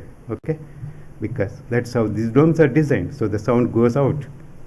Okay, and then when there are no leaves, okay, we have a problem in the summer. It is actually going to make it worse in the winter. It actually travels further and then it makes it worse. Okay, and the next one, the pool, okay, they say that it is actually nicely tucked underground or somewhere there, but the sound echoes back. The buildings that they have and then the Snyder door that they have, they are on the other side of these neighbors. Okay, the 11 families, okay, who said that we do not want this, okay, they are the ones, they get affected because the sound echoes back from those buildings and then from the roads and then back onto these houses. Okay, so the sound actually gets amplified when it comes to these houses. And then have seen, okay, have a student, okay, who is an MBA student, and then I also have the student, okay, who has gone through the school from Symmes Elementary School from first grade to all the way to the Sycamore High School. Okay, and if we see the people, okay, taking these online exams nowadays, it has become much more prevalent because of the COVID, and they have to study at home, and then you have a sound coming to you. Can they concentrate on the exam? They have to wear the headphones, or they may have to wear the one of those ones that you use when you go to the blowers or when you do the lawn mowing to take their exam. I do not think so. That is what they have to do. Okay, and then suppose there are many people who are working from home in this neighborhood, okay, and then you have a meeting or anything like that. What is going to happen? You have a sound coming from the side, and then you have the meeting. What do you want to tell your boss? Hey, sorry, I cannot have the meeting now. Okay, and then it is a long weekend, and that is the time that families and then the friends gather together, and then if they are there at the home and then you hear something that is coming, okay, they have already said that, okay, they have the live entertainment. Okay, you know what the live entertainment means? We hear the music, Indian music, Mexican music, that's all the live entertainment. That's what we want. We want to spend a calm and peaceful life with our friends and the families and others. Okay, and then have an healthcare professional, okay, who goes to the hospital early in the morning, okay, to make sure that the surgery equipment, okay, is all ready for the doctors to perform the surgeries early in the morning. Okay, and then they have to sleep early, okay, by 8 o'clock. Now the sound system is still playing till 9. Can we do that? Can they sleep? Can they go back in the morning and then wake up and then go and then work? I do not think so. And then actually she has to actually travel 45 minutes as well. Okay, so to make sure that somebody gets operated with no problems, but they do not do that. And then next one I want to go ahead and then tell you, okay, I mean leaves, no leaves, and then the echoing sounds, and then the other sounds. Okay, they have been talking about measuring it. I have my own measuring instrument. Okay, any numbers that they give are wrong. Okay, when you have a TV on, you have 50 decibels, but the sound system and everything is much higher, and we cannot sleep, and we cannot concentrate on our exams, or we cannot concentrate on our work, and it actually affects the livelihood of the people, okay, who have already signed, 11 of them who live closer to that pool area. Okay, and then regarding the Timberlake, okay, I mean they have already told the live entertainment. Okay, and then that Timberlake is a different story at all. Okay, that is again not on the pool side, and that is actually next to the 71, okay? And they do not probably care, okay? But our lives are affected, okay? Day in, day out, and every day, okay? As I said, like a Olympic size one on the back, like a ghost, I do not think we want it. And then they want to serve the community, they want to serve the people. The right way to do it is build a permanent brick and mortar structure, and then we will all support it, and we are all for it. But this is not the way to go, and then we do not want, like, to make things worse for us. We are already having a problem in the summer. I mean, why do I have to go and then complain to the police? It's the last thing I would do it, and my neighbor. But I have to live with that all through the year? I do not think so. And as Brian has said, this board has the full authority to reject it, and then I want you to reject it. And then I have a lot of notes, but I think I'm going to stop here for the consideration of the time, and then for your understanding. Thank you very much. Before I invite other board members to ask questions, I have two for you. One is, I've looked at the materials you've presented to us and listened to your testimony, and it seems that your primary concern is noise. Both the noise as well as the aesthetic. Pardon? Aesthetic also, because the dome is going to glow in Right. Okay. It's going to look like a ghost in the winter. Okay. The other question I have is, if you would look at the site plan over here, would you point to me where Ellen Woods Drive and Susan Woods Court are located in relation to the property? Okay. Because So- you have a large list of people who live on those streets who are also expressing an Okay. opposition to this application. I'd just like to know where those streets are. If I could interrupt briefly, Mr. Chairman, the petition that's signed was signed by people who were not sworn or in any way sworn in as part of an affidavit. We instruct the Board of Zoning Appeals for all the ones that we deal with to not accept petitions just based on the fact that you're required to provide sworn testimony to this board in a quasi-judicial Okay. setting. Okay, so we can't, I'm sorry. No. That is fine. No, I can answer the question that the people who we are, where we are, okay, and then how we are affected, okay. I'm going to put the mask on that particular one, okay. I do not think you will be able to see this part from here, okay. But I'm going to go ahead and then show it to you quickly to you. But you're looking at Actually, you cannot even see our houses because this is so gloomy.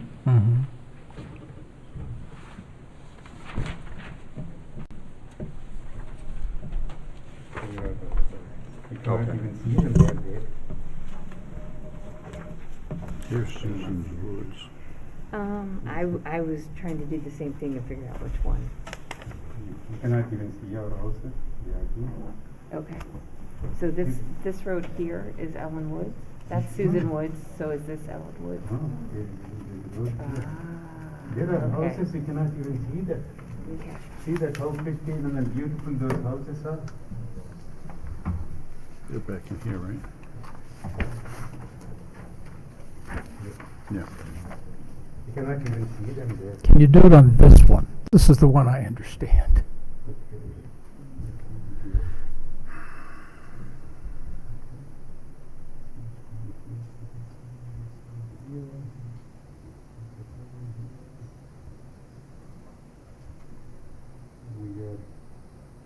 You cannot even see our houses. Okay.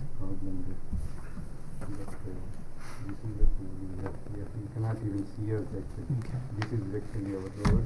Okay. This is the end of the road, and then afterwards you have the private drive. Okay.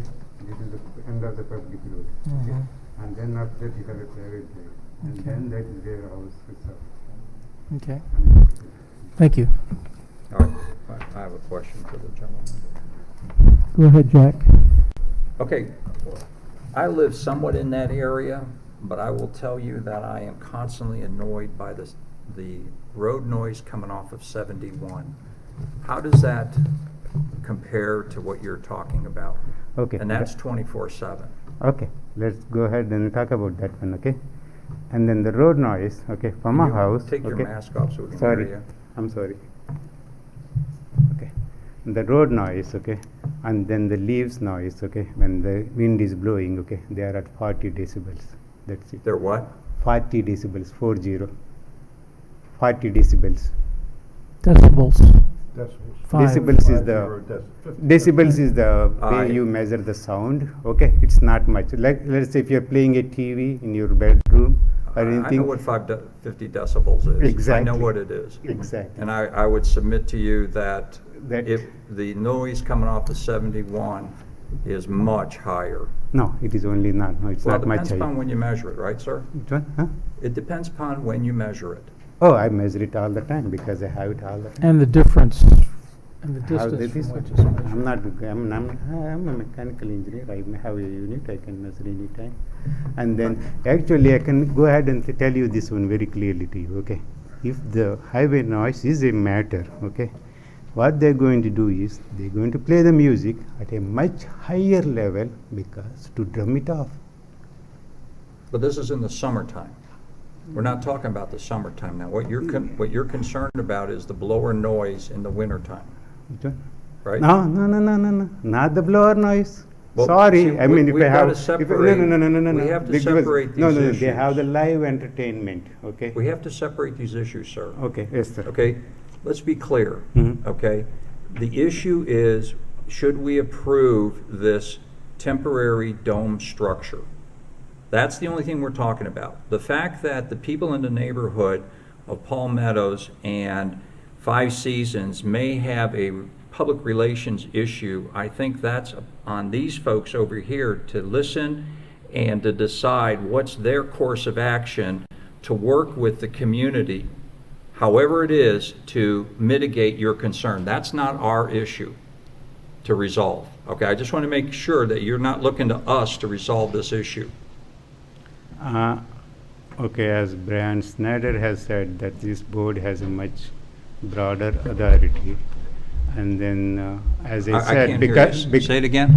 No, this board has the authority to decide it outside the zoning as well, because Just related to the temporary structure. That's it. Not That is related to correct. the operation of the pool during the summer months, because that's already been approved, and this board cannot take that away as Okay. part of this request. all right. Now, what we are saying is that, okay, because the buildings on the other side are on much higher, and then the sound is echoing and then amplifying us and then making it worse. And then in the winter, it is going to glow like a ghost. It's an Olympic size ghost, it's a big size in our neighborhood, making it look bad, which is, completely dark and then green. Okay, in whenever you see that. So. Okay. Any other questions for this? Okay. Thank you, sir. Thank you very much.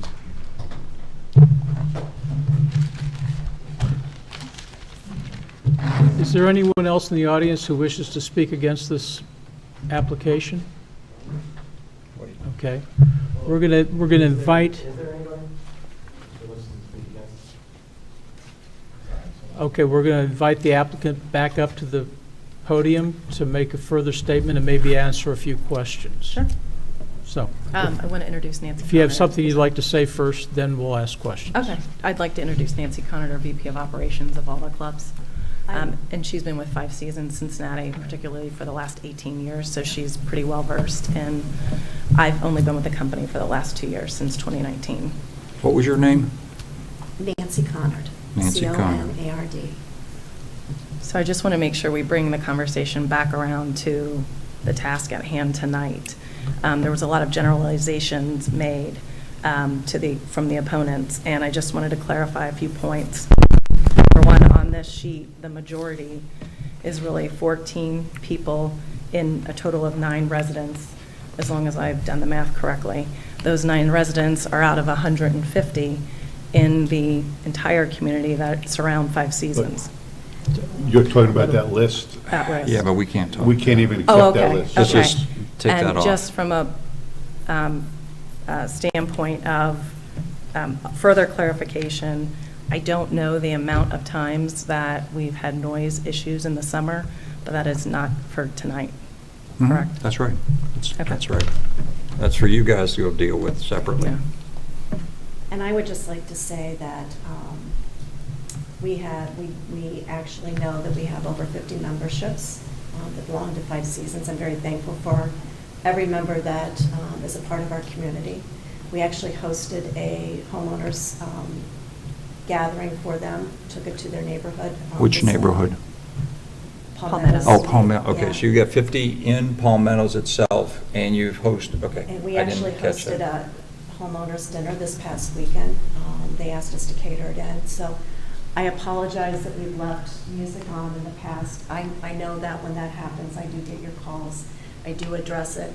I have a woman who's been with me for 17 years who is very cognizant and tries to have fun out on our pool deck, but within the ordinances, and really has tried to, especially in this environment, being outdoors and in an aquatics environment is very safe to many people. So I appreciate your time tonight, and I appreciate the fact that you're open to some new opportunities for us to have another partnership to create another swimming environment. You know, we had a fundraiser about 6 weeks ago. It was called Swim Across America. It was the first fundraiser we've ever had in this area, and we raised $16,000 to give back to the community. So that's really what we intend to do at Five Seasons, is keep people healthy and involved in the community. And I appreciate you giving us this opportunity. And just further clarification in terms of events, I mean, we're lucky to have live music 2 times out of a month in the summer. You know, obviously a 4th of July and a Labor Day would be in addition to that, but we're really talking about maybe 10 times, just to put that in Okay. perspective. And this would not, the dome and the bubble would have nothing to do with entertainment. But before you take your Yeah. seats, what we've heard this evening so far is the surrounding community raising objections, particularly about noise. And I'm wondering knowing that they have concerns about noise in the summertime, which is not an issue for this board, but increasing that noise potentially, at least in their view, to the entire year is a significant change, I would think, in their minds. Is there anything you have thought to do about reducing the impact of that with this structure? So just to put it in perspective, we did take a decibel reading on 9/6 at 2:45 in the afternoon with live music, and there were 400 members on the pool deck. Again, this is summer, that has nothing to do with what we're here for, but just to put the comparison. And you're correct, the highway noise is considerable up there. Mhm. So the decibel reading at the pool deck at that time was 73.1, but all the way up in Palmettos was 87.8 because of highway traffic. Highway. So that does have a significant impact. The blowers that will be positioned inside of that tent are at a 67 decibel. Normal conversation goes at a 60. So noise in the summer, I understand, is an issue, including highway traffic, especially on 71. But I don't believe there should be significant noise issues in a closed environment. Now, when you say 67 decibels, where is that? Inside the shelter, Correct. outside the shelter? Inside. What is it outside? I don't know. Presumably less? Presumably less, because there is a buffer. And that is immediately proximate as opposed to 400 feet away Correct. as one of these property owners is? Correct. Where it would attenuate and diminish? Correct. Okay.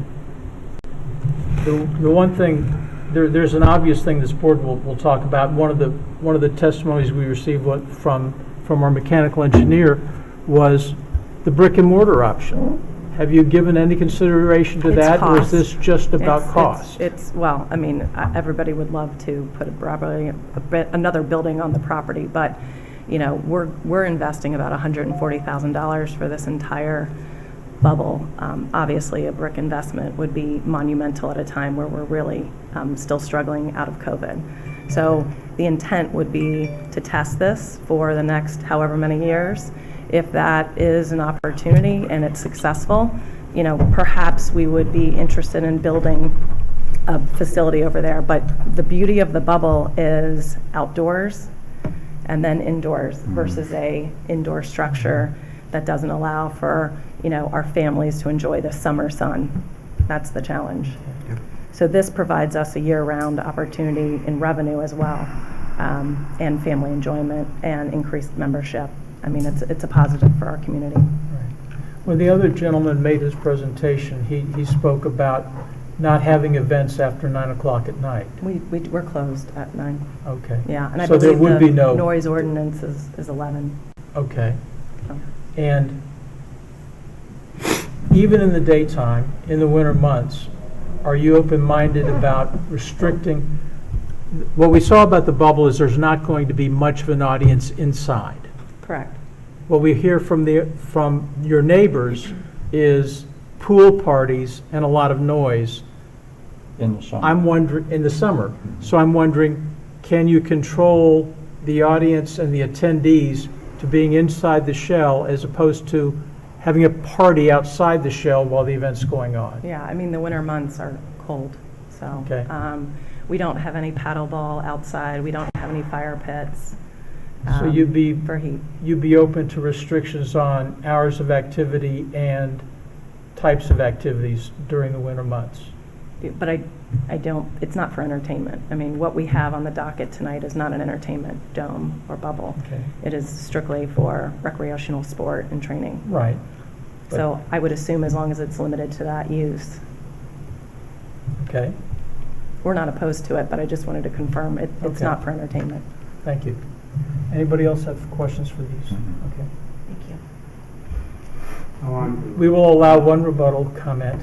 I want to talk a little more about some of the things that they have talked. Okay, I just want to answer some of the things that they have talked just now. Okay.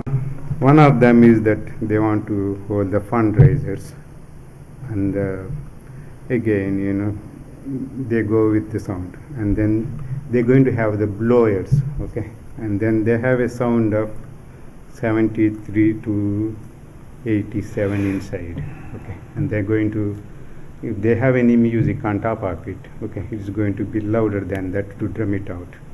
And the sound, as I said, there are buildings on the other side at a higher level, okay. If you see in the Western movies or any of the movies, okay, you hear the sound echoing in the mountains. Similar to that, okay, they are at a higher level, those buildings, okay, it's going to echo back, so it is doubling the sound on us, okay. And the next one is that, okay, some of us have the bedrooms on the ground level, okay, and then the sound travels through the ground, okay. You may have seen in the Western movies where actually they keep their ears onto the ground to see the incoming trains or the horses coming, okay. So the people who have their bedrooms, okay, in the ground level, I have one, okay, that's where I sleep, okay, and then I hear this, you know, echoing, not only the sound, but my bedroom, it's not, I just cannot sleep. I mean, the blowers, they have to use them to blow out the air from the rooms, and then they are making the sound, okay, and then those are industrial blowers, okay, not like those leaf blowers that you have at home, okay. Though if you have the leaf blower, you have the mufflers and the working on those. These, I mean, I do not know what to say. Thank you. Good. Are we ready to go for deliberations? Okay. This is not now a dialogue. This is dialogue within the board, considering it, and then making a motion and passing a resolution or not passing one. Jack? Okay. Wait, all right. I can handle it. I can handle it. All right. Okay, so, I mean, I am really sympathetic to these people because I live with the noise from CHCA and the Spring House, and that goes until 11 at night and 12 o'clock at night. And I've planted a lot of trees on my property, and yeah, it's helped, but I can still hear 71. So the whole notion of noise, I'm really sympathetic to, okay? That being said, and even with complaints with Silver Spring House and with CHCA, the fact of the matter is while it's not, in my mind as a homeowner, acceptable, it's not illegal. They've been tested and they're well within what the community deems as acceptable noise levels. So, you know, it is what it is, okay? And I understand. I do believe my point earlier is that there are some issues from a public relations standpoint that I would suggest people from CHCA reach out to these fine people and see what they can do. Maybe there's planting of trees, maybe there's sharing of what your schedules are, et cetera, but it definitely seems like an opportunity to bridge a gap here that exists. Maybe you knew about it, but I think certainly tonight that was brought out. But again, that's out of our purview, so that's on that side of the bench. So given all that, what I would say is I would be in favor of granting the temporary, or however you want to word it. Can you word it for me? The authorized conditional. Yeah. Wow, that was quick. Authorizing the use of the pool bubble as submitted, because our job is to hold the standards to zoning resolution. And according to our staff, who does the legwork and does the research and compares and checks the statutes, has come back and said there's nothing in here that violates or encroaches upon our standards. Now, there's the spirit and the intent, and that's certainly the intent, and now the spirit is, I think, again, I go back to my first point, that these folks on this side of the bench have some issues to work out among themselves, and that's what I would encourage them, but it doesn't necessarily change me in terms of supporting this resolution. So you would support it as written without any qualifications? Without any qualifications, yes, sir.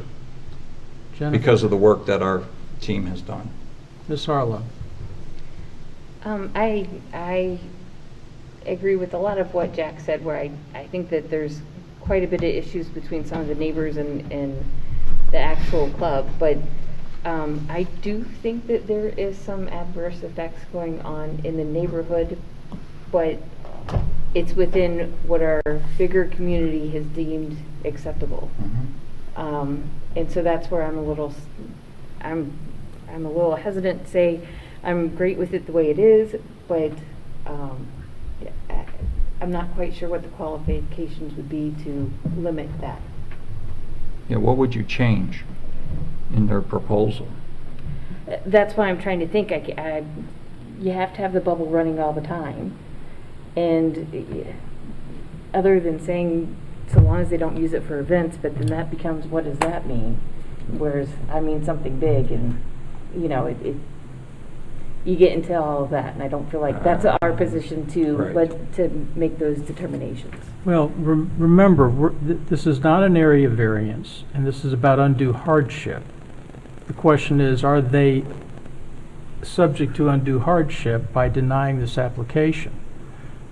And so that is a factor to be considered here. That's good. One of the other factors to be considered here, as we go through, we don't really need to go through all the 7 points in this particular case, because this is a conditional use.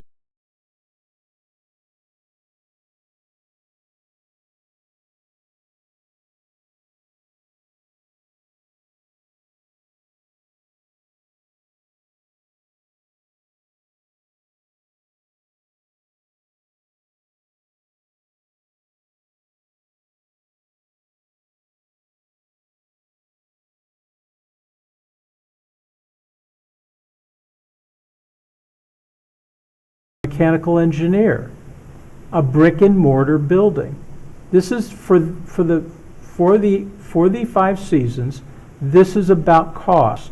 They can build an indoor swimming pool, Olympic size building, or they could do this bubble, or they can swim in the summertime. Those are their choices.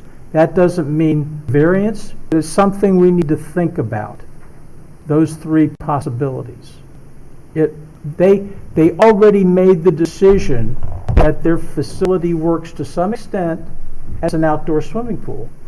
They want to increase the utility, but they made their investment as an outdoor pool and went that way for many years. So they've gotten full value for what they did. Now they want to increase that utility, and the question that we can decide is whether or not to grant the variance.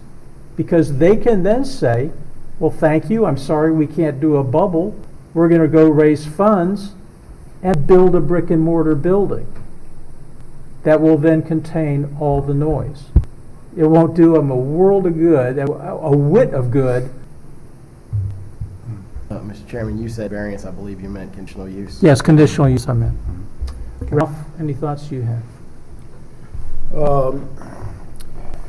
Well, my concern is possibly the noise of the fans. I am not sure what the final decibel reading would be at the property line. And even if we grant the variance, I would want to put a line item in there basically saying that once it's up, there is a test on the decibel readings at the property line to meet the zoning requirements of the decibel readings, and if it's above that, they have to do something to muffle the sound from the fans.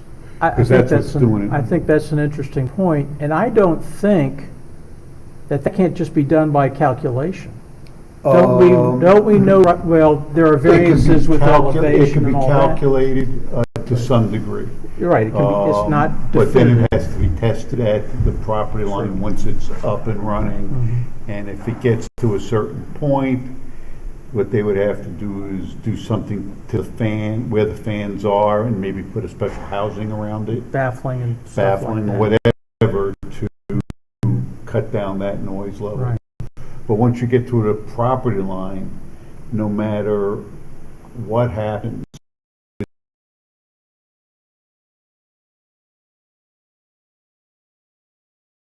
below what our limits are. The ambient decibel level of the interstate. Well, You it would can't have do to be anything else. below what the standard is that Brian has for the community.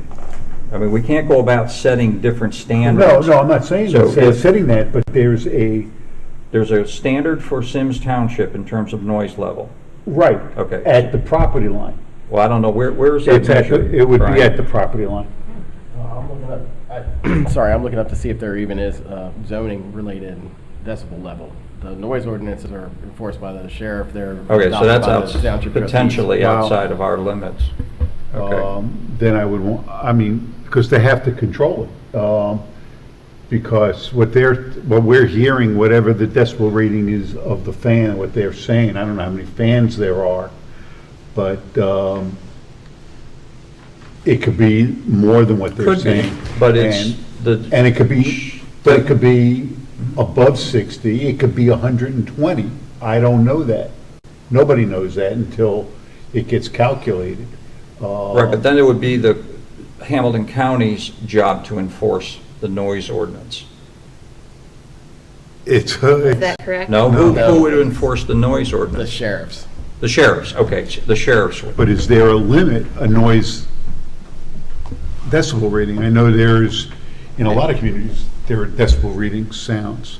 There may be, I wouldn't know what it is. Yeah. It would have been adopted by the trustees and enforced by the sheriff. It's not something that we administer through zoning in a residential district. I was So- just looking to see if there was one in the commercial districts or not. So then what we would have to do is say, whatever, that it meets or is below The noise the ordinance. noise ordinance levels.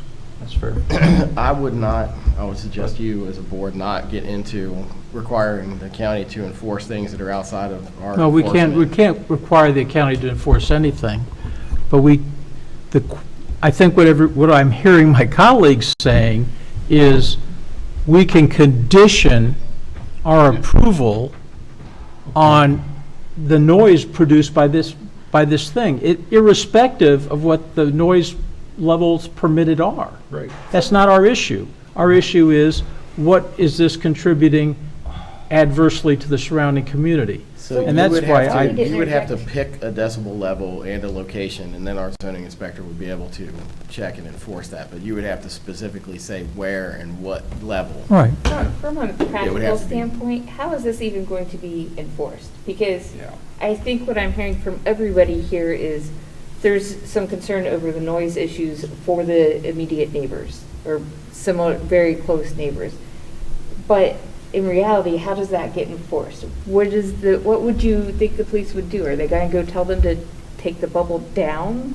What's the practical? No, what they would have, there'll be a reading at the property line. Right. If you impose it as a board, our zoning inspector would have to go take the reading, and if it's over, she would have to send a violation notice. Okay. Thank you. I'm an amateur here. I'm not saying anything technical, but the way I perceive it, to answer Jennifer, your questions particularly, is I would say calculate the decibel levels we are talking about getting from this blower machine and the decibel levels we're expecting from the activity at that event, at that facility, that dome. Take that decibel level, you can tell us. From that, what the decibel level is, the number we were getting 400 feet away. Why, If the why do we decibel- want to do this? Why do we want to do I'm this? not saying we do. Okay. I'm just saying. You're just talking about. I'm just talking to We're in say, debate if right now. the concern of the neighbors is noise, Yes. and the blower is the real issue because it would Well, we run don't know 24 that, hours a because we day. heard all about the summer parties. Right. Okay. But this is in the winter, I'm being This is in the told. winter. I'm looking at the conditions we could put on a approval. I mean, we could deny approval by saying, build a building and contain your noise inside the building. If we were to grant approval of this, theoretically, I'm guessing we could put a condition. If the decibel level we know to be a blower is 75 decibels, say, at 400 feet, not talking about weather or wind, what is the decibel level of that 75 decibels 400 feet away? If it's not anything above human voice level, 60 decibels, maybe we should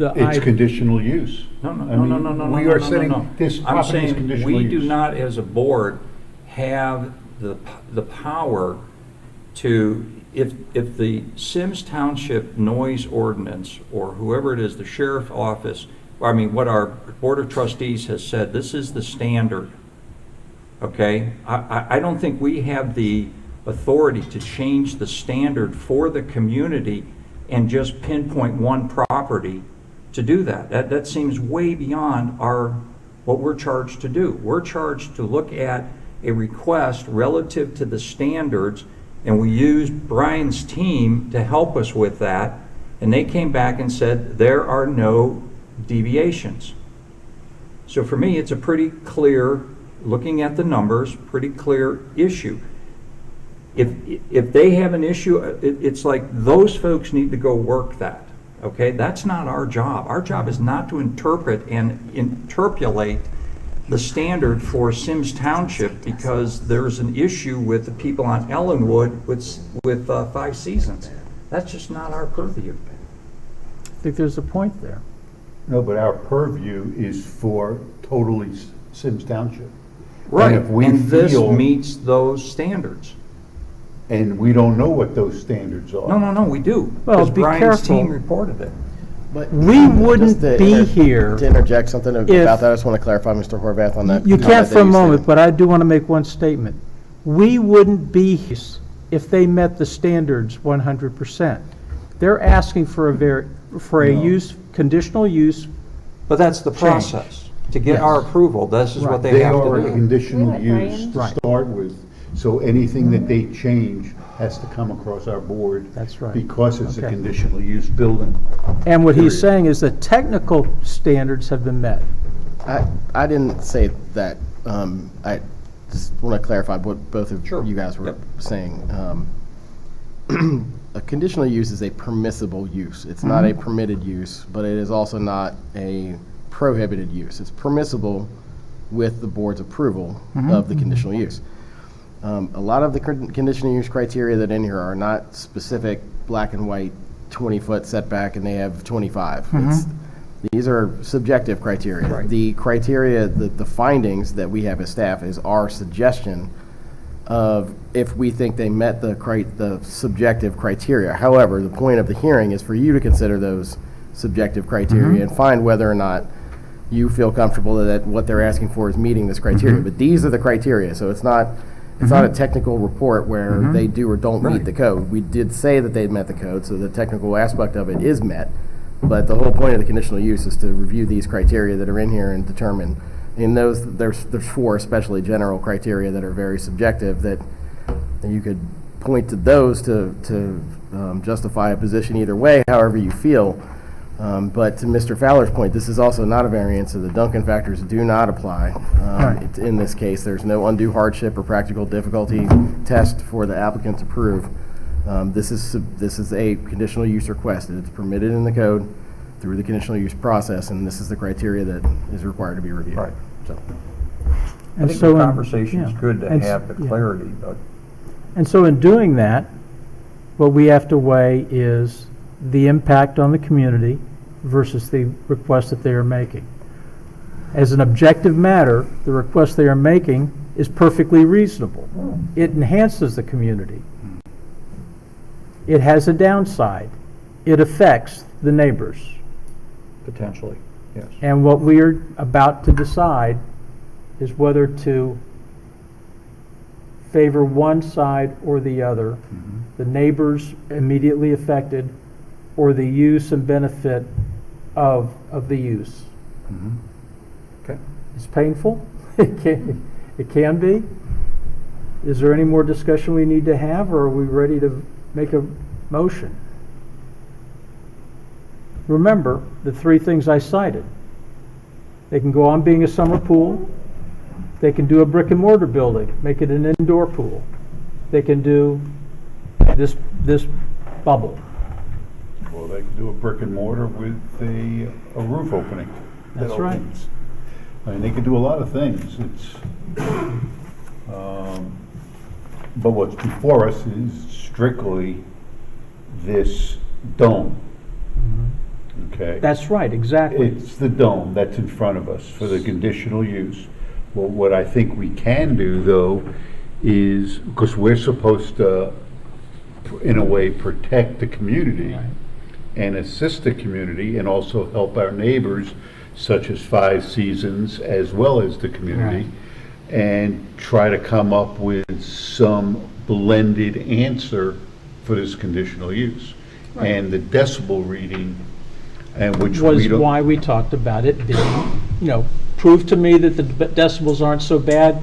If they Right. prove to be okay, it's approved. If they don't prove to be okay, it's not approved. But I'm not sure we have the expertise, the 4 of us, No, we this don't. evening to say, okay, assume a decibel level of X and go calculate what it is at the property line based on distance. I'm not sure we're expert enough to be able to do that in a reasonable fashion that is good for anybody. I would like to ask Five Seasons just one quick question. Sure. You brought up the fan decibel readings. What was the reading that you said what was that? 67. 67. There's not 20, it's just 4 Where? inside the tents. But you haven't done it at the property line yet. So No, that's the. That is a calculation. is it reasonable that it'll be lower? It's certain to be. You know, Okay. but it's all, I don't think we need to open this.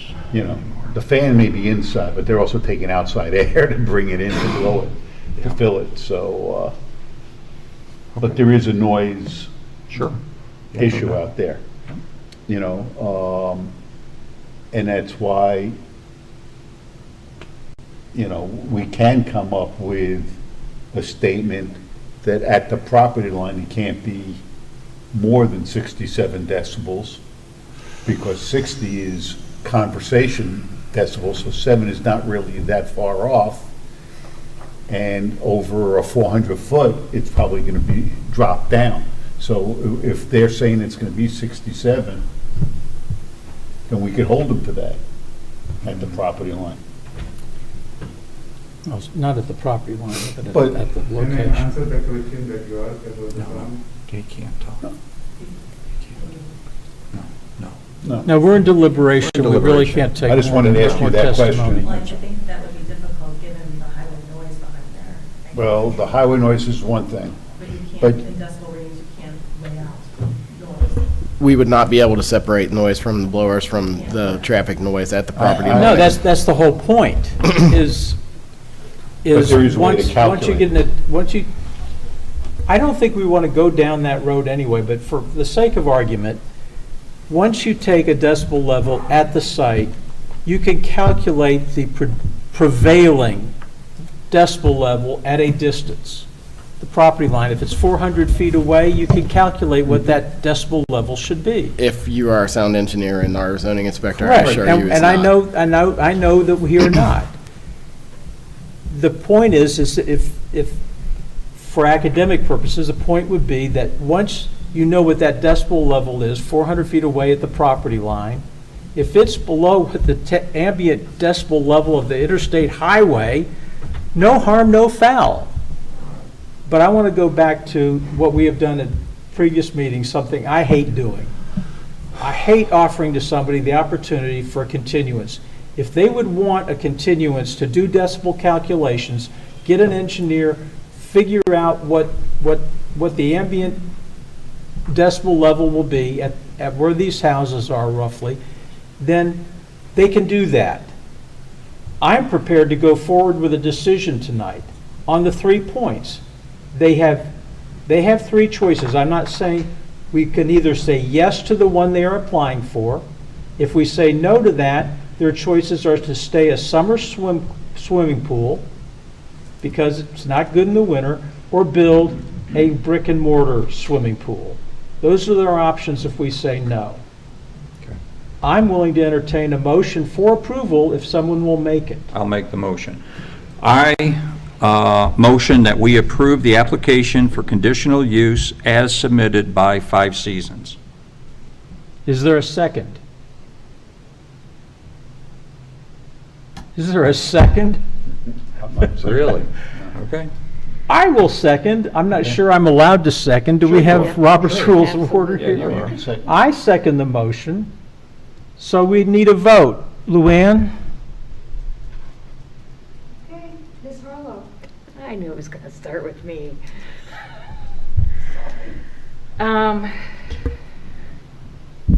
I approve.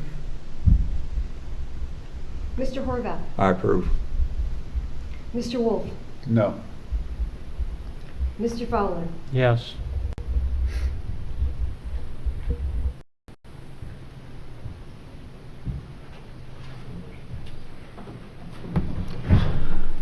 Okay. Hopefully our neighbors realize this was not easy for us.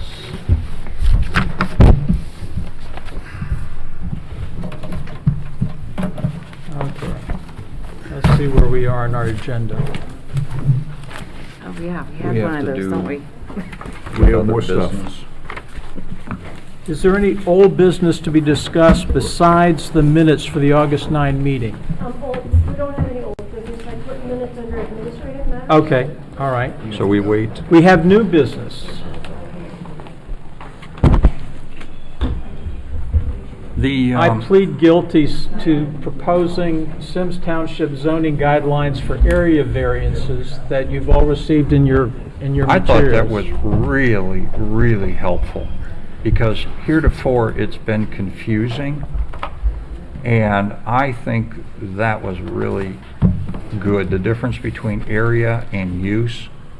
I kind of understood it from the training materials, but I thought this was clear cut in terms of being a useful document to help us with our decision making. I wish we could get one for temporary use. I think that may be something in the future, but this was prompted by Ralph. Good job.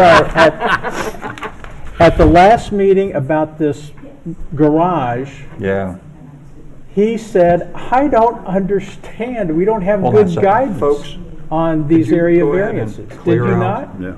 I remembered it vividly. I wrote it down right then. I said, we need that. And so this is what I proposed. And as you can see, I structured it from the statute, from our own ordinance, and from the Supreme Court ruling in the predominant case. And so, and I did research. I mean, I know we're not, great. It's not all about being a lawyer part, but trying to see what other jurisdictions are doing. So Ralph and Jennifer, do you have any thoughts about this? You know I do. Pardon? Well, that's a lawyer to a lawyer, so I don't know how long you guys want to stay. All right. And I'm on, really most of my notes are just in the area to review this next to last page. But, and I'll be honest, I did not go back and do statutes, and I didn't do any case law. But what we got from whoever our legal counsel is, or law director, or whoever the person is, they gave us this thing in 2017. Use variances are generally not favored. That was pretty forthright. But the area variances, I felt like in here in the guidance there was a lot of, hey, it has to be this, this, or this, but there's other things in here stating, hey, there's other factors that can be considered too. Absolutely. Outside of just the 7. And Absolutely. The weight, you don't weigh one more than the other. One doesn't carry more weight than the others. Should those be included, you think? What other factors? They're not delineated, and I think where he was trying to keep it was the common sense. Common sense, okay. I Spirit think that's and where intent. he was trying to go with that common sense comment. Is that correct? Exactly. It is the fact that it's what there is about the property, what there is about the community, all that is whatever we get in testimony, whatever we know by common sense, is all to be weighed and factored. Gotcha. In fact, we'll get to this at the end of this, because hopefully when a motion is made to adopt these issues, I'd also like to adopt something to qualify with just a fraction of a sentence how these issues are presented by the staff, by Brian's staff memo.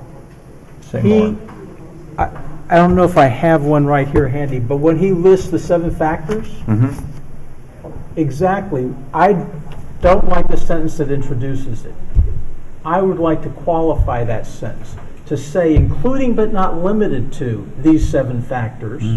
Okay. And no one factor is determinative. I'd like words to that effect to be built into that sentence, so when we get a staff report, anybody who sees it, the public, the applicants, understand that it's not limited to that stuff. That is so clear in the Supreme Court case, and so clear in the rulings and the resolutions adopted by other townships and cities. But I think you already included that, Byron. Look at point D. It says factors to be considered, include but are not limited to the following. So I think you already have that. No single factor controls in a determination. Right, but he's saying I'm saying that's not in his staff report. He says you consider these 7 factors. You mean modifying his staff report, not this document? Correct. Oh, okay. All right. Well, I'd like to, if there were a great resolution that I would say yes to, it would be adopting these guidance and instructing him to put in his staff reports from now on language like including but not limited to, and no single factor is determinative, and that we will weigh and consider. Those are the words that came through the cases and everything else. That sounds like lawyer-ease to me. I'm with you, The other thing was. But you're that the was one in who here. is confused. Well, That's I'm an right. architect and I'm still confused, so, it doesn't mean anything, it's just, I'm And I always think confused. Ultimately, the other thing I came away with a little different, and I think it's just in how it reads, but as far as the board is to apply whatever level of weight they determine to be appropriate. So again, it goes back to that, at the end of the day, it's still subjective. We're gonna use It these is. factors, Oh, but absolutely. everything we're doing is subjective.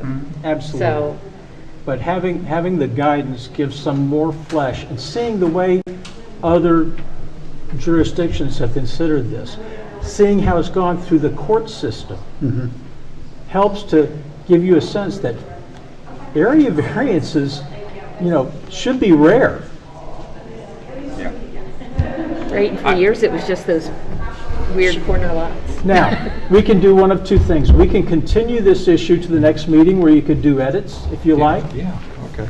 I'm okay Well, with that. I'd like to discuss what you're actually going to do with these, because the way that you're presenting them can't be made into the bylaws. So you're not changing the BZA bylaws through this. No, And no. this also isn't going to be added to the zoning resolution in this manner. So you're adopting them as guidelines for the board. Simply as guidelines. Yeah. I think it's Yeah. For a the- board-limited use of guidelines in our consideration of these cases. To take recognition of what the law is out there. And I will say that, like, certainly the first year or two that I did this, I think it would have been truly helpful. Yeah.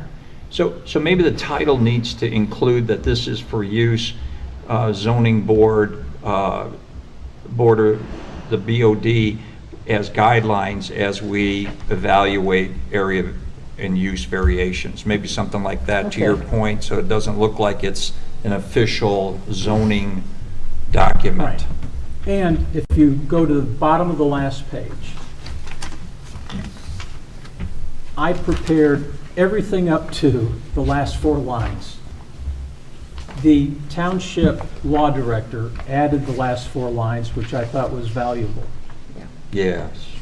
Yeah, so there it is. Now, maybe that should be at the front of this. Maybe that's the introductory statement. Yeah, Yeah, exactly. I think, that probably is better. I like So, that. do we want to make those edits now, or do we want to Let's- come back next time Given that where you've it's had a chance to almost play with this? 9:30, and we've been at this for 2.5 hours, and now that I understand what this is, Mhm. I didn't understand that this was a proposal or a draft. I would like to be able to take it away and just submit it back to you, okay, over the next couple of weeks. Any additions or any questions that I might have, now that I understand what this is. Absolutely. But I think you guys have done an excellent job of helping us as a board move forward with some clarity and guidelines on how do we evaluate these things. Great. So, do I have a motion to continue the consideration of these guidelines until the next meeting? So moved. Second, please. Second. All All in favor? Aye. Okay. Good. Great. Let's see Is where that we are now. acceptable to you, Brian? That would, I don't have anything to do with this. okay. I haven't seen those, reviewed them. I wasn't included in the review All right, process, just a so second. Let's see. Okay. this is up to you. Administrative matters. I have one is administrative matter. The next meeting is scheduled for what date? October, we have 2 cases. We're bringing in the bucks now. Okay, this is October 4th. this is getting serious. Do you know who plays that night? The NFL Monday night game? Who's playing? Can't be the Bengals. Huh? Yeah, we don't have a primetime game. I just want to know because Okay. I was okay being here tonight. Yeah. And then how about the November meeting, Luann? Well, no. But when would it be? It'd be the first Monday of November. Which is the date?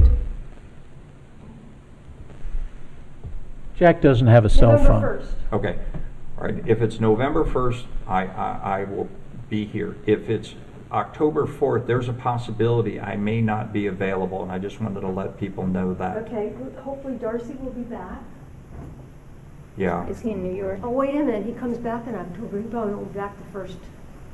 Okay, Well, so we got two cases, I'm just so- letting you guys know, if one of you guys don't show up, then you're gonna have to push it off till November, because I'll be in Florida. I've got Okay. a project that I've got to deal with, and I've, Okay. So email wanna- your comments on the guidelines before you leave. yeah, oh yeah, oh yeah, definitely. To all of us. Yeah, well, all right, fine, I'll send it out. Okay. Do we have everybody's emails, Luann? Yeah. Can you make sure you send that out to us, just as a refresher? Send what out? Send what The out? emails to the 5 of us, so we know what their emails are, so that as we review this document, we can submit comments as an administrative matter. Thank you. Jack wasn't here last time, but No. you and I were, and so was Ralph. So we have a quorum for the minutes. Do we have any comments on the minutes? I don't have No. any comments on the minutes. All in favor of adopting the minutes unchanged? Aye. I need Aye. a motion. So, I move. Ralph. Second. Okay, all in favor? Aye. This completes this meeting's agenda. If there's no objection, this meeting is adjourned. I thought the first one was gonna be the carnival. This I did too. second one, I You weren't mean, here.